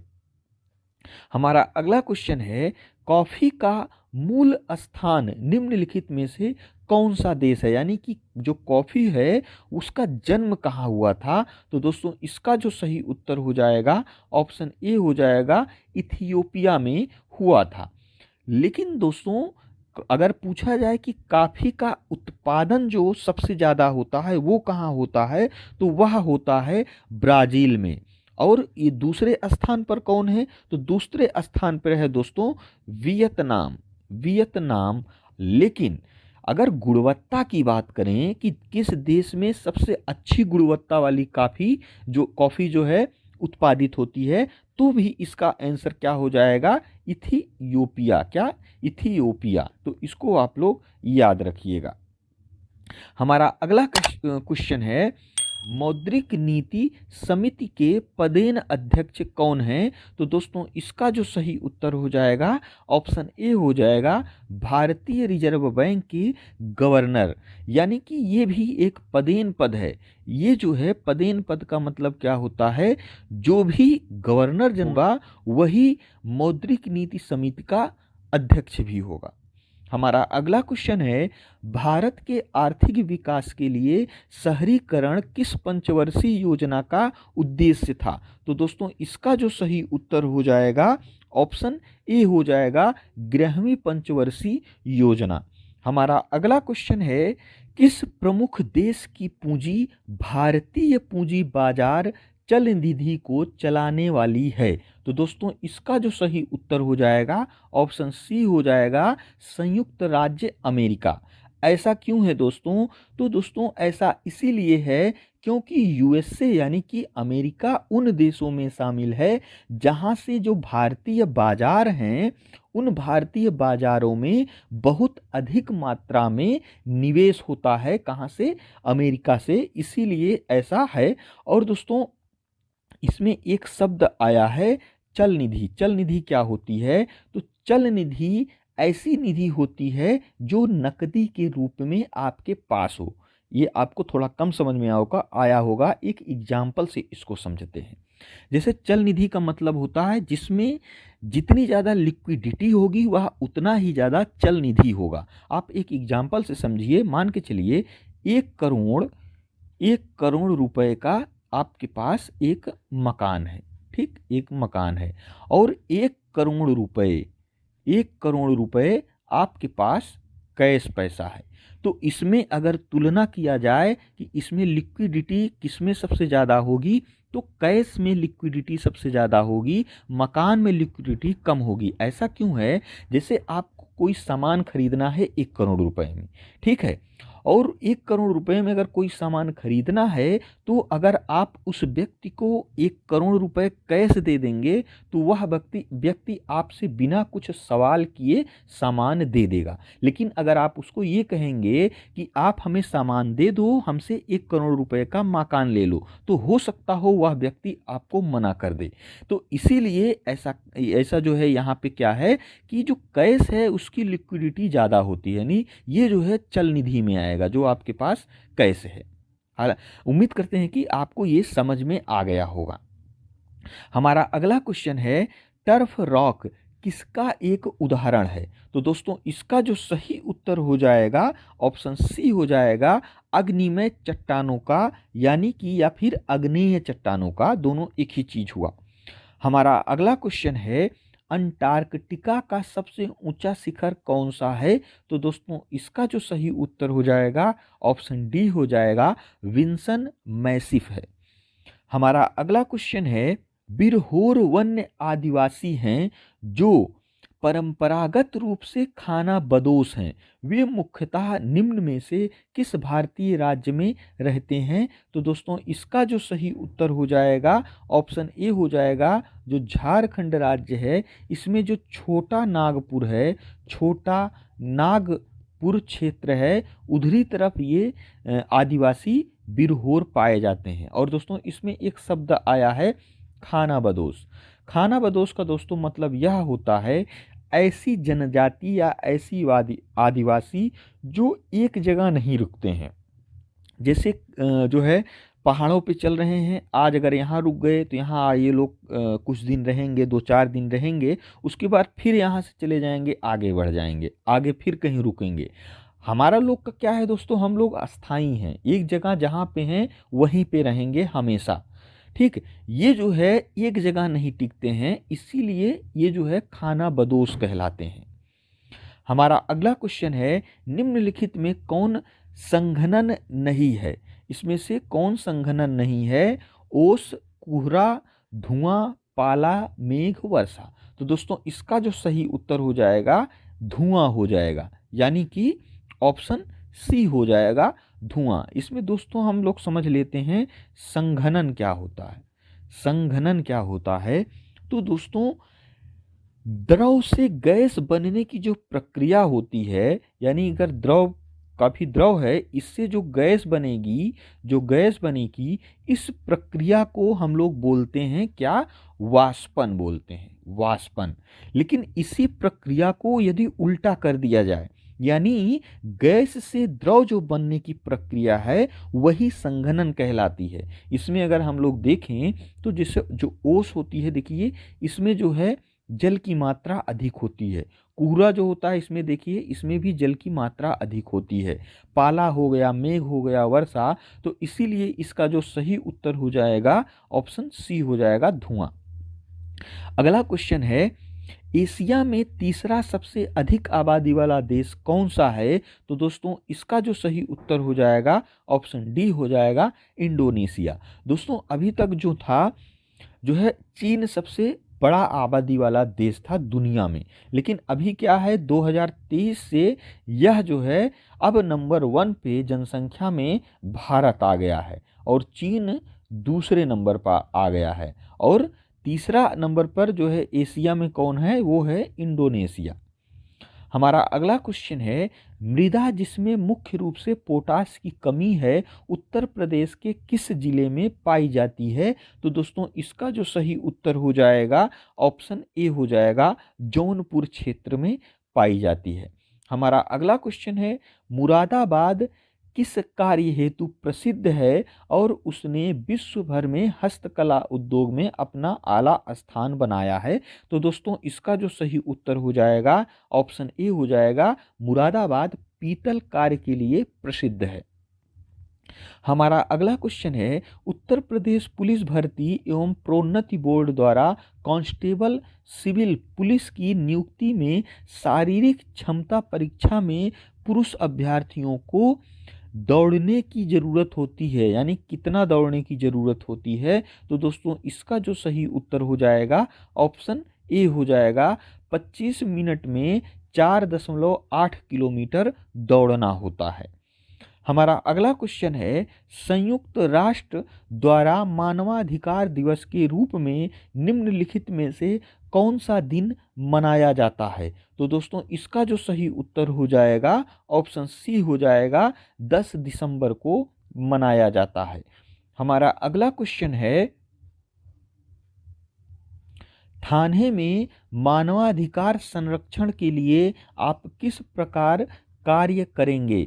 तो दोस्तों इसका जो सही उत्तर हो जाएगा ऑप्शन ए हो जाएगा, ऑप्शन ए हो जाएगा उच्चतम न्यायालय के निर्णय डीके वसु बनाम पश्चिम बंगाल के निर्देश का पालन करेंगे। हमारा अगला क्वेश्चन है भारतीय सेना कितनी कमान में विभक्त है? तो दोस्तों इसका सही उत्तर हो जाएगा ऑप्शन डी 7 कमान में विभक्त है। वह कौन कौन सा है?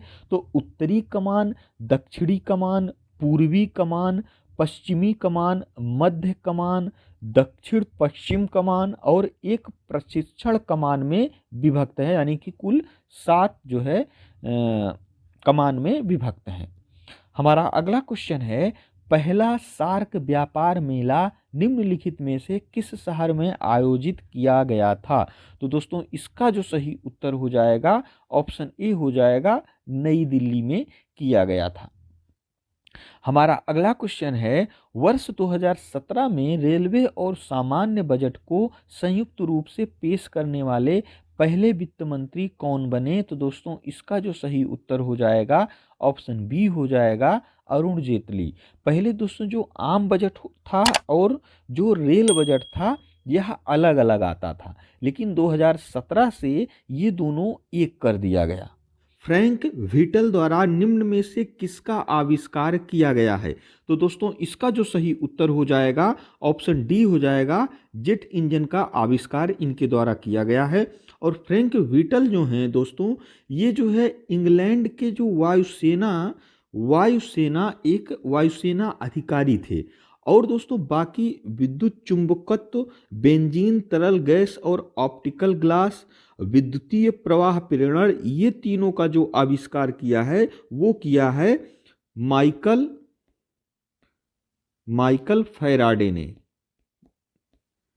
हमारा अगला क्वेश्चन है, वेरी लाइट पिस्टल का प्रयोग रात में किस लिए किया जाता है? तो दोस्तों इसका जो सही उत्तर हो जाएगा ऑप्शन जो है ये ऑप्शन डी हो जाएगा, किसी स्थान को कुछ देर के लिए प्रकाशित करने के लिए। दोस्तों इसका आविष्कार अमेरिका के एक लेफ्टिनेंट थे जिनका नाम एडवर्ड बेरी था ने किया था। इसका प्रयोग ज़्यादातर सैनिकों द्वारा किया जाता है। इसे चलाने पर कुछ देर के लिए प्रकाश हो जाता है, जिससे आपके साथियों को आपके लोकेशन का पता चल जाता है। हमारा अगला क्वेश्चन है, राष्ट्रीय मानव संग्रहालय कहाँ पर स्थित है? तो दोस्तों इसका जो सही उत्तर हो जाएगा ऑप्शन बी हो जाएगा, भोपाल में स्थित है। हमारा अगला क्वेश्चन है, किस राज्य में महिलाओं का मुख्य पोशाक साड़ी नहीं है? तो दोस्तों इसका सही उत्तर हो जाएगा ऑप्शन बी, अरुणाचल प्रदेश। हमारा अगला क्वेश्चन है, निम्न में से कौन सा संरचनात्मक बेरोजगारी के लिए सबसे कम कारण माना जाता है? तो दोस्तों इसका सही उत्तर हो जाएगा ऑप्शन ए, आबादी को सबसे कम कारण माना जाता है। और दोस्तों संरचनात्मक बेरोजगारी क्या होती है? वह बेरोजगारी है जो बेरोजगार आबादी के पास मौजूद कौशल और बाजार में उपलब्ध नौकरियों के बीच अंतर के कारण होती है। दोस्तों इसका मतलब हम एक उदाहरण से समझते हैं। जैसे दोस्तों कोई जो है कोई स्कूटर की फैक्ट्री में काम कर रहा है, ठीक, कोई स्कूटर की फैक्ट्री में काम कर रहा है। तो जैसा कि हम लोगों को पता है वर्तमान में ये स्कूटर का क्रेज खत्म हो गया, यानी कि स्कूटर अब नहीं बिकती हैं। तो अब ज़्यादातर लोग जो है कार यूज करते हैं। तो अगर इसमें देखा जाए, जो स्कूटर में जो मैकेनिक हैं, स्कूटर के जो मैकेनिक हैं, वो जो है अब बेरोजगार हो जाएंगे, क्योंकि स्कूटर अब बंद हो गया है। अब क्या हो गया है? अब कार का टाइम आ गया है, कार हो गया या फिर बाइक हो गया। अब उनको क्या है ना, अब उनको एक नई स्किल सीखनी पड़ेगी, किसकी? कार बनाने की। तो इस बीच में जो वो बेरोजगार रहेंगे वही होती है संरचनात्मक बेरोजगारी। हमारा अगला क्वेश्चन है, वनस्पति कृषि जो खेती का एक प्रारंभिक रूप है, पहली बार कहाँ में प्रयोग में लाया गया था? तो दोस्तों इसका सही उत्तर हो जाएगा ऑप्शन बी, दक्षिण पूर्व एशिया में लाया गया था। हमारा अगला क्वेश्चन है, निम्न में से कौन सी बागान फसल नहीं है? तो दोस्तों इसका सही उत्तर हो जाएगा ऑप्शन डी हो जाएगा, मोटा अनाज। दोस्तों बागानी फसल क्या होती है? ऐसी फसल जो व्यापारिक होती है, यानी कि इसको एक एग्जाम्पल से और समझ सकते हैं। ऐसी फसलें जो लगाने पर, जो अगर लगा दी जाती हैं तो वो कम से कम 2 बार फल देती हैं।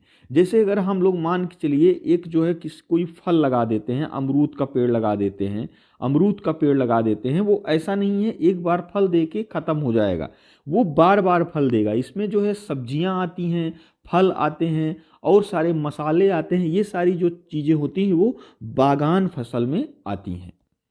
हमारा अगला क्वेश्चन है, अफ्रीका में कालाहारी किस प्रकार का रेगिस्तान है? तो दोस्तों इसका सही उत्तर हो जाएगा ऑप्शन सी, उपोष्ण कटिबंधीय जो है ये रेगिस्तान है। और इसको दोस्तों या तो हम कह सकते हैं अर्ध शुष्क रेतीली। ठीक। हमारा अगला क्वेश्चन है, हिंद महासागर कृत्रिम रूप से किस नहर के माध्यम से भूमध्य सागर से जुड़ा है? तो दोस्तों इसका सही उत्तर हो जाएगा ऑप्शन ए, स्वेज नहर से जुड़ा है। और दोस्तों यह नहर यानी ये जो स्वेज नहर है यह एक मानव निर्मित नहर है। यानी कि यह मानव द्वारा बनाई गई है, प्राकृतिक नहर नहीं है। और दोस्तों यह जो है लाल सागर के माध्यम से हिंद महासागर और भूमध्य सागर को आपस में जोड़ती है। हमारा अगला क्वेश्चन है, निम्नलिखित में कौन सी नदी डेल्टा नहीं बनाती है? तो दोस्तों इसका जो सही उत्तर हो जाएगा ऑप्शन सी हो जाएगा, नर्मदा नदी दोस्तों डेल्टा नहीं बनाती है। डेल्टा का मतलब ये होता है दोस्तों, जैसे ये कोई नदी बह रही है, ठीक, यहाँ कोई नदी ऐसे बह रही है, ठीक है। अब यहाँ पे आते आते इसका पानी थोड़ा स्लो हो जाता है, तो क्या होता है कि इसका जो पानी होता है धीरे धीरे कुछ इस तरह से बहने इधर तरफ चला जाता है और कुछ पानी इधर तरफ चला जाता है। तो ये जो बीच में स्थान हो जाता है, स्थल हो जाता है, इसी को हम डेल्टा कहते हैं। और दोस्तों जो ये जो है डेल्टा जो ज़्यादातर वही नदियाँ बनाती हैं जो पूर्व की तरफ बहती हैं। जो पश्चिम की ओर बहती हैं वो ज़्यादातर डेल्टा नहीं बनाती हैं, क्योंकि उसमें धार बहुत तेज होती है, क्योंकि वो जो है पहाड़ी से नीचे गिरती हैं, इसलिए धार होती है, इसलिए जो है डेल्टा नहीं बन पाता है। हमारा अगला क्वेश्चन है, निम्न में से कौन सा एक शहर वाला देश है? तो दोस्तों इसका सही उत्तर हो जाएगा ऑप्शन ए हो जाएगा सिंगापुर। सिंगापुर में दोस्तों गांव नहीं है, ज़्यादातर शहर ही है वहाँ पे, तो इसका सही उत्तर हो जाएगा ऑप्शन ए। हमारा अगला क्वेश्चन है, भारत और अफगानिस्तान के द्वारा बनाए गए मैत्री बांध का नाम क्या है? तो दोस्तों इसका सही उत्तर हो जाएगा ऑप्शन बी, सलमा बांध है। हमारा अगला क्वेश्चन है, भारत की विभिन्न नदियों में जल की गुणवत्ता सुधारने के लिए पर्यावरण एवं वन मंत्रालय की एक प्रमुख योजना कौन सी है? तो दोस्तों इसका सही उत्तर हो जाएगा ऑप्शन डी, राष्ट्रीय नदी संरक्षण योजना। हमारा अगला क्वेश्चन है, एक स्थानांतरण खेती वेवर किस भारतीय राज्य में प्रचलित है? तो दोस्तों इसका सही उत्तर हो जाएगा ऑप्शन ए, ये जो है मध्य प्रदेश और छत्तीसगढ़ के कोरबा जनजाति द्वारा दोस्तों की जाती है। मतलब कि ये कुछ हिस्से में छत्तीसगढ़ में भी फैला है और कुछ हिस्से तक एमपी में भी है। हमारा अगला क्वेश्चन है, सामान्य मिट्टी का कार्बन नाइट्रोजन अनुपात लगभग कितना होता है? तो दोस्तों इसका सही उत्तर हो जाएगा ऑप्शन ए, 10:1 का होता है। हमारा अगला क्वेश्चन है, किस राज्य ने हाल ही में महात्मा ज्योतिबा फूले की जयंती को सार्वजनिक अवकाश के रूप में घोषित किया है? तो दोस्तों इसका सही उत्तर हो जाएगा ऑप्शन डी, राजस्थान ने। हमारा अगला क्वेश्चन है, वाराणसी के किस उत्पाद को जीआई टैग प्रदान किया गया है? तो दोस्तों इसका सही उत्तर हो जाएगा ऑप्शन सी, ए और बी दोनों को, यानी कि वहाँ वाराणसी का बनारसी पान जो बहुत ही मशहूर है और बनारसी लंगड़ा आम, ये दोनों को जीआई टैग मिला है। हमारा अगला क्वेश्चन है, हाल ही में डोप टेस्ट में फेल होने के कारण किस भारतीय वेट लिफ्टर पर 4 साल का प्रतिबंध लगाया गया है? तो दोस्तों इसका सही उत्तर हो जाएगा ऑप्शन ए, संजीता चानू को। हमारा अगला क्वेश्चन है, छोटी आंत का उंगली की तरह का छोटा हिस्सा जो पोषक तत्वों को सोख लेता है उसको क्या कहा जाता है? तो दोस्तों इसका सही उत्तर हो जाएगा ऑप्शन बी, विली। दोस्तों ये जो छोटी आंत होती है इसमें जो खाना पूरी तरह से पच जाता है, जब लास्ट में छोटी आंत में जाता है छोटी आंत में जाने के बाद फिर बड़ी आंत में जाता है। लेकिन छोटी आंत में जब खाना जाता है तो छोटी आंत में एक उंगली की संरचना की तरह एक बना रहता है, इस तरह से इसी को विली कहते हैं। और यही जो खाने में जो पोषक तत्व होते हैं उसको सोख कर और जो है रक्त के माध्यम से पूरे शरीर में पहुंचाता है। हमारा अगला क्वेश्चन है, साल 1919 में किनकी गिरफ्तारी पर लोग जलियांवाला बाग में इकट्ठा हुए थे? तो दोस्तों इसका सही उत्तर हो जाएगा ऑप्शन सी, डॉक्टर सत्यपाल और सैफुद्दीन किचलू के गिरफ्तारी पर इकट्ठा हुए थे। और दोस्तों ये जो जलियांवाला बाग हत्याकांड ये कब हुआ था?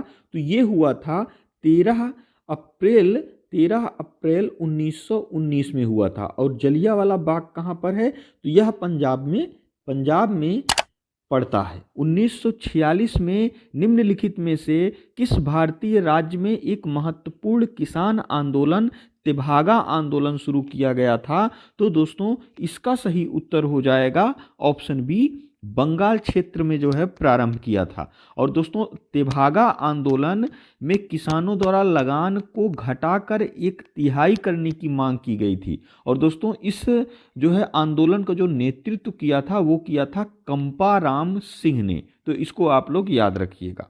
हमारा अगला क्वेश्चन है, राजा बिंबिसार के शासनकाल की राजधानी कौन सी थी? तो दोस्तों इसका उत्तर हो जाएगा ऑप्शन ए, गिरिब्रज थी। हमारा अगला क्वेश्चन है, यमुना नदी के तट पर दीन पनाह शहर की नींव किसने रखी? तो दोस्तों इसका जो सही उत्तर हो जाएगा ऑप्शन सी हो जाएगा, हुमायूं ने रखी थी। दोस्तों यमुना नदी तट पर हुमायूं ने दीन पनाह नामक शहर की स्थापना की थी। और 1540 में शेर शाह ने हुमायूं को हरा दिया और दीन पनाह को पूरी तरह से गिरा दिया। यानी कि जो शेर शाह था जब हुमायूं को 1540 में हरा दिया तो ये जो दीन पनाह शहर बसाया था हुमायूं ने उसको पूरी तरह से गिरा दिया और वही अपनी राजधानी का निर्माण करवा लिया। हमारा अगला क्वेश्चन है, जानवरों की निम्नलिखित प्रजातियों में से किसका अपने प्राकृतिक निवास स्थान के साथ ठीक से मेल नहीं किया गया है? तो दोस्तों इसका जो सही उत्तर हो जाएगा ऑप्शन डी हो जाएगा, शेर हिमालय। और बाकी सारे 3 जो ऑप्शन हैं वो सही हैं, लेकिन ये जो शेर है दोस्तों ये गुजरात के गिरी जंगलों में पाए जाते हैं। हमारा अगला क्वेश्चन है, वर्ल्ड बैंक ने वित्त वर्ष 2024 के लिए भारत के विकास दर को 6.6% से घटाकर कितना कर दिया है? तो दोस्तों वर्ल्ड बैंक ने भारत के विकास दर को घटाकर 2023-24 का वो कितना कर दिया है? तो वो इसका ऑप्शन बी सही होगा, 6.3% कर दिया है। हमारा अगला क्वेश्चन है, नासा ने अपने चंद्र मिशन आर्टेमिस 2 के लिए कितने अंतरिक्ष यात्रियों के नाम की घोषणा की है? तो दोस्तों इसका जो सही उत्तर हो जाएगा ऑप्शन बी हो जाएगा, 4 यात्रियों की घोषणा की है। इसमें से एक महिला और बाकी जो है 3 पुरुष हैं। हमारा अगला क्वेश्चन है, कौन सा राज्य 100% विद्युतीकृत रेलवे नेटवर्क वाला भारत का पहला राज्य बन गया है? तो दोस्तों ये जो है इसका सही उत्तर हो जाएगा ऑप्शन बी, हरियाणा 100% विद्युतीकृत बन गया है। हमारा अगला क्वेश्चन है, प्रतिवर्ष तानसेन समारोह कहाँ आयोजित होता है? तो दोस्तों इसका जो सही उत्तर हो जाएगा ऑप्शन बी हो जाएगा, ग्वालियर में होता है। और ये प्रत्येक वर्ष दिसंबर में होता है यह समारोह। हमारा अगला क्वेश्चन है, किस उपकरण का उपयोग मानचित्र पर दूरी नापने के लिए होता है? तो दोस्तों इसका सही उत्तर हो जाएगा ऑप्शन डी हो जाएगा, ओपिसोमीटर जो है इसकी जो है इससे मानचित्र पर जो दूरी होती है उसको मापा जाता है। हमारा अगला क्वेश्चन है, कौन सा अग्निशमन अभिकारक ओजोन के लिए हानिकारक होता है? तो दोस्तों इसका जो सही उत्तर हो जाएगा ऑप्शन डी हो जाएगा, हैलोन। दोस्तों वैसे तो इसमें जितने भी ऑप्शन हैं, जैसे सबसे ज़्यादा जो नुकसान करता है ओजोन परत को वो करता है CFC गैस, क्लोरोफ्लोरोकार्बन। लेकिन अगर इस ऑप्शन के हिसाब से देखा जाए, प्रश्न में पूछा गया है अग्निशमन, यानी कि वह कौन सा अभिकारक है जो ओजोन परत को हानिकारक तो पहुंचाता है, उसके साथ साथ वह आग को भी बुझाने में काम आता है। तो वह एकमात्र कौन सा है, हैलोन है, यानी कि ऑप्शन डी सही है। हमारा अगला क्वेश्चन है, हाइपोकैलीमिया किसकी कमी के कारण होता है? तो दोस्तों इसका सही उत्तर हो जाएगा ऑप्शन बी हो जाएगा, पोटेशियम की कमी के कारण होता है। हमारा अगला क्वेश्चन है, भारतीय रिजर्व बैंक की स्थापना किस वर्ष हुई थी? तो दोस्तों इसका सही उत्तर हो जाएगा ऑप्शन बी, 1935 में हुई थी। और दोस्तों ये कब किस तारीख को हुई थी? तो ये जो है 1 अप्रैल 1935 ईस्वी में reserve bank of India act 1934 के अनुसार जो है इसकी स्थापना की गई थी। और इसका मुख्यालय कहाँ पे है? तो इसका मुख्यालय है मुंबई में। कहाँ पर है? मुंबई, महाराष्ट्र में है।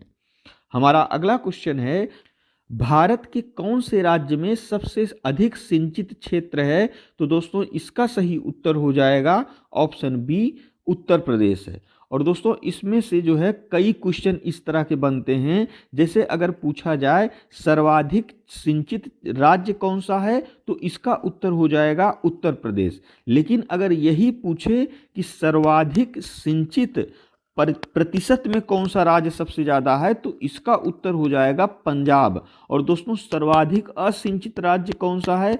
महाराष्ट्र है। लेकिन सर्वाधिक असिंचित राज्य प्रतिशत में कौन सा है? तो वो हो जाएगा मिजोरम। और दोस्तों अगर पूछा जाए कि नहर और नलकूप द्वारा सर्वाधिक सिंचित राज्य कौन सा है, तो इसका उत्तर हो जाएगा उत्तर प्रदेश। और दोस्तों तालाब द्वारा सर्वाधिक सिंचित राज्य कौन सा है? तो इसका उत्तर हो जाएगा तमिलनाडु। हमारा अगला क्वेश्चन है, किस नदी पर सुक्कुर बैराज स्थित है? तो दोस्तों इसका सही उत्तर हो जाएगा ऑप्शन सी, सिंधु नदी पर स्थित है। और ये कहाँ पे है दोस्तों? तो ये पाकिस्तान के सिंध प्रांत में स्थित है। हमारा अगला क्वेश्चन है, बहुत अधिक नमी और भारी वर्षा वाली गर्म उष्णकटिबंधीय स्थिति किस फसल के लिए अनुकूल जलवायु है? तो दोस्तों इसका सही उत्तर हो जाएगा ऑप्शन डी, जूट के लिए। हमारा अगला क्वेश्चन है, मदन मोहन मालवीय प्रौद्योगिकी विश्वविद्यालय कहाँ स्थित है? तो दोस्तों इसका सही उत्तर हो जाएगा ऑप्शन ए, ये जो है गोरखपुर में स्थित है। और दोस्तों इसकी जो स्थापना है वह स्थापना हुई थी 1962 ईस्वी में। और इसको दोस्तों 1 दिसंबर 2013 से पहले मदन मोहन मालवीय इंजीनियरिंग कॉलेज के नाम से जाना जाता था। उसके बाद इसका नाम बदलकर ये रख दिया मदन मोहन मालवीय प्रौद्योगिकी विश्वविद्यालय। हमारा अगला क्वेश्चन है, एक जिला एक उत्पाद योजना के तहत हस्त निर्मित कागज के उत्पादन के लिए उत्तर प्रदेश के किस जिलों को चुना गया है? तो दोस्तों इसका सही उत्तर हो जाएगा ऑप्शन बी, जालौन। जालौन दोस्तों कागज के जो है उत्पाद के लिए मशहूर है। और दोस्तों ये जो सारणी है इसको भी थोड़ा ध्यान दीजिएगा, इसको भी याद कर लीजिएगा। हमारा अगला क्वेश्चन है, निम्नलिखित को शीर्ष से तल तक उनके पदानुक्रम के अनुसार लिखें। दोस्तों मतलब इसमें आपको पद क्रम लगाना है, सबसे उच्च पद किसका है, फिर उसके नीचे, फिर उसके नीचे, फिर उसके नीचे। तो दोस्तों इस तरह से हो जाएगा। इसका सही उत्तर ऑप्शन डी, DCBA, यानी कि पुलिस उप महानिरीक्षक सबसे ऊपर होता है, फिर सेकंड पे पुलिस अधीक्षक होता है, फिर थर्ड पे अपर पुलिस अधीक्षक होता है, और फोर्थ पे होता है पुलिस उपाधीक्षक। हमारा अगला क्वेश्चन है, राष्ट्रीय मानवाधिकार आयोग भारत में कब स्थापित हुआ था? तो दोस्तों इसका सही उत्तर हो जाएगा ऑप्शन बी, 1993 में, यानी कि इसका जो है 12 अक्टूबर 1993 में इसकी स्थापना हुई थी भारत में। हमारा अगला क्वेश्चन है, भारत सरकार छत्तीसगढ़ को एक विशेष नक्सल विरोधी युद्ध बल प्रदान की है, उसका नाम क्या है? तो दोस्तों इसका सही उत्तर हो जाएगा ऑप्शन ए, ब्लैक पैंथर नाम है। किस दर पर भारतीय रिजर्व बैंक वाणिज्यिक बैंकों से धन उधार लेता है? दोस्तों जो आरबीआई है वह बैंकों का बैंक है, यानी कि भारत में जितने भी बैंक हैं उसका बैंक आरबीआई है, उन सबको मैनेज आरबीआई करता है। तो यदि किसी भी बैंक को अगर पैसे की ज़रूरत पड़ती है तो वह आरबीआई से उधार लेता है। जो आरबीआई से उधार लेता है उस पर जो आरबीआई उसको उधार देता है उस पर आरबीआई जो है ब्याज लेता है। क्या लेता है? ब्याज। इसी ब्याज को कहते हैं रेपो रेट, यानी कि रेपो दर। और दोस्तों अगर किसी बैंक के पास पैसा बहुत ज़्यादा है तो अधिशेष है तो वह अपना पैसा आरबीआई को देता है। उस पर जो आरबीआई द्वारा ब्याज दिया जाता है बैंकों को, उसको कहते हैं रिवर्स रेपो रेट, यानी कि ऑप्शन सी। तो इसका जो सही उत्तर हो जाएगा ऑप्शन सी हो जाएगा, रिवर्स रेपो रेट। हमारा अगला क्वेश्चन है, भारत का उपराष्ट्रपति बनने के लिए न्यूनतम आयु कितनी होनी चाहिए?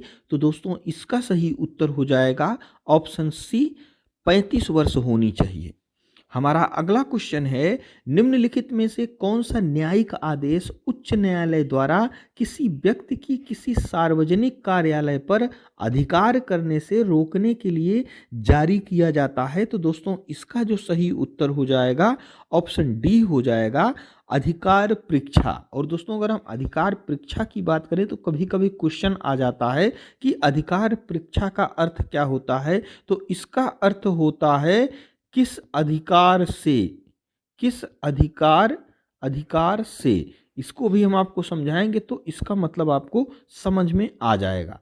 दोस्तों यदि किसी व्यक्ति की सरकारी या सार्वजनिक पदों पर अवैध नियुक्ति कर दी जाती है तो सुप्रीम कोर्ट अनुच्छेद 32 के तहत अधिकार परीक्षा नामक रिट जारी करता है और उस व्यक्ति को यह आदेश देता है कि आप इस बात को प्रूफ करिए कि आप जो नियुक्त हुए हैं जिस पद पर वह एक वैध तरीके से नियुक्त हुए हैं। तो यदि वह व्यक्ति जो है सुप्रीम कोर्ट के सामने जो उसकी एलिजिबिलिटी है उसको सिद्ध कर देता है तो ठीक है, यदि नहीं सिद्ध कर पाता है तो उसे उस पद से इस्तीफा देना पड़ता है।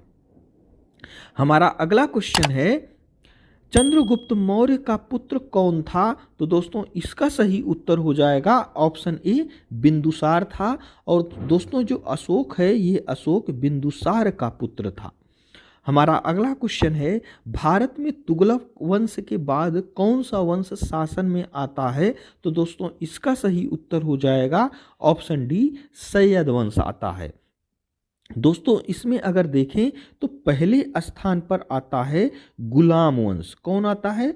गुलाम वंश, जिसकी अवधि है 1206 से 1290 तक। कब तक? 1290 तक। और दूसरे स्थान पर आता है खिलजी वंश। कौन आता है?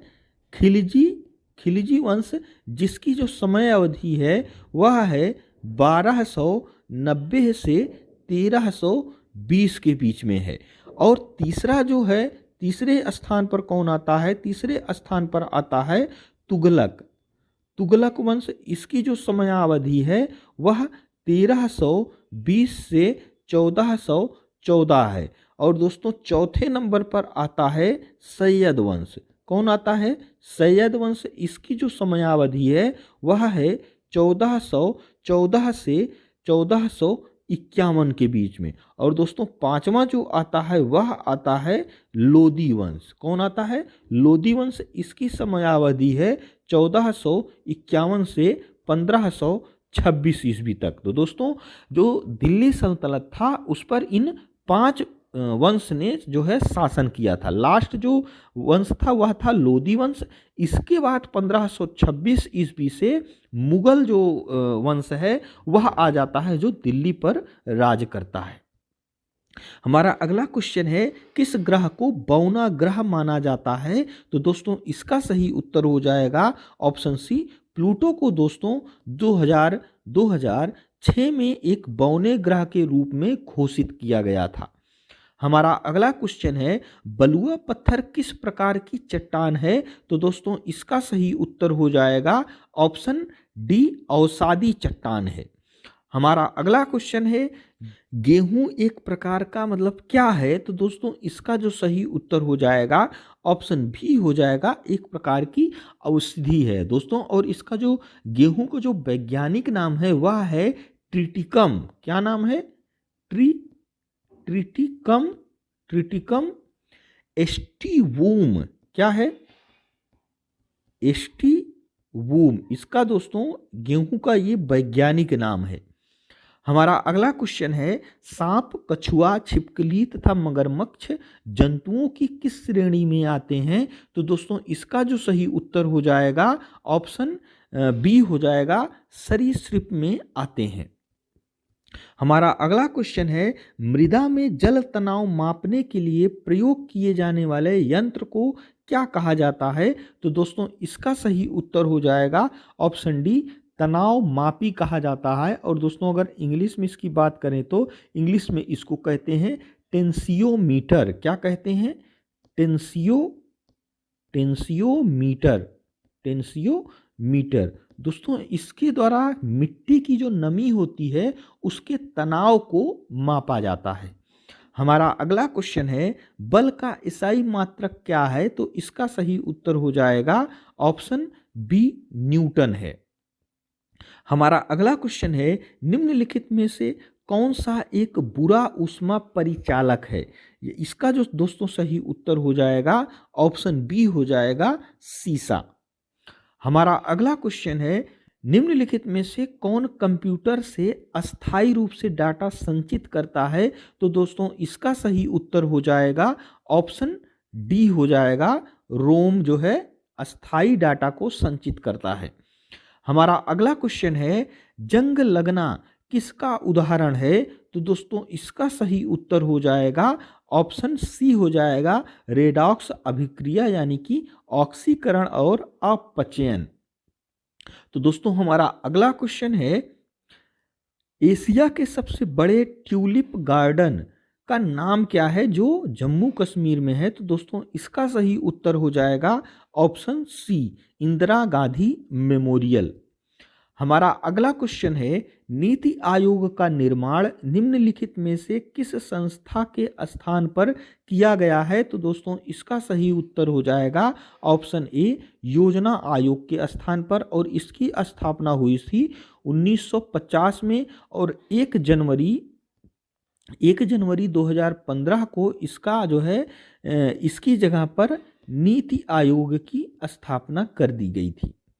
हमारा अगला क्वेश्चन है, पहली काम करने वाली लेजर का आविष्कार किसने किया था? तो इसका सही उत्तर हो जाएगा ऑप्शन सी, थियोडोर मैमेन ने किया था। हमारा अगला क्वेश्चन है, निम्नलिखित का मिलान कीजिए। तो दोस्तों इसमें जो सही उत्तर हो जाएगा, ये जो गौरी शंकर देवीलाल हैं, गौरी शंकर देवीलाल ये जो है कथकवाद थे। हरि प्रसाद चौरसिया की अगर बात करें तो ये जो है ये बांसुरी वादक थे। और एम एफ हुसैन की बात करें तो ये थे चित्रकार थे ये। और जाकिर हुसैन ये तबला वादक थे। यानी कि इस हिसाब से ऑप्शन बी सही होगा, पहले का सी, दूसरे का ए, तीसरे का बी और चौथे का डी। हमारा अगला क्वेश्चन है, पास्कल किसकी इकाई है? तो इसका सही उत्तर हो जाएगा ऑप्शन ए, दाब की है। हमारा अगला क्वेश्चन है, दी सेल आउट नामक पुस्तक के लेखक कौन हैं? तो दोस्तों इसका जो सही उत्तर हो जाएगा ऑप्शन ए हो जाएगा, पॉल बेट्टी हैं। हमारा अगला क्वेश्चन है, भूमि राशि पोर्टल किस मंत्रालय की एक पहल है? तो दोस्तों इसका जो सही उत्तर हो जाएगा ऑप्शन सी, सड़क परिवहन और राजमार्ग मंत्रालय का।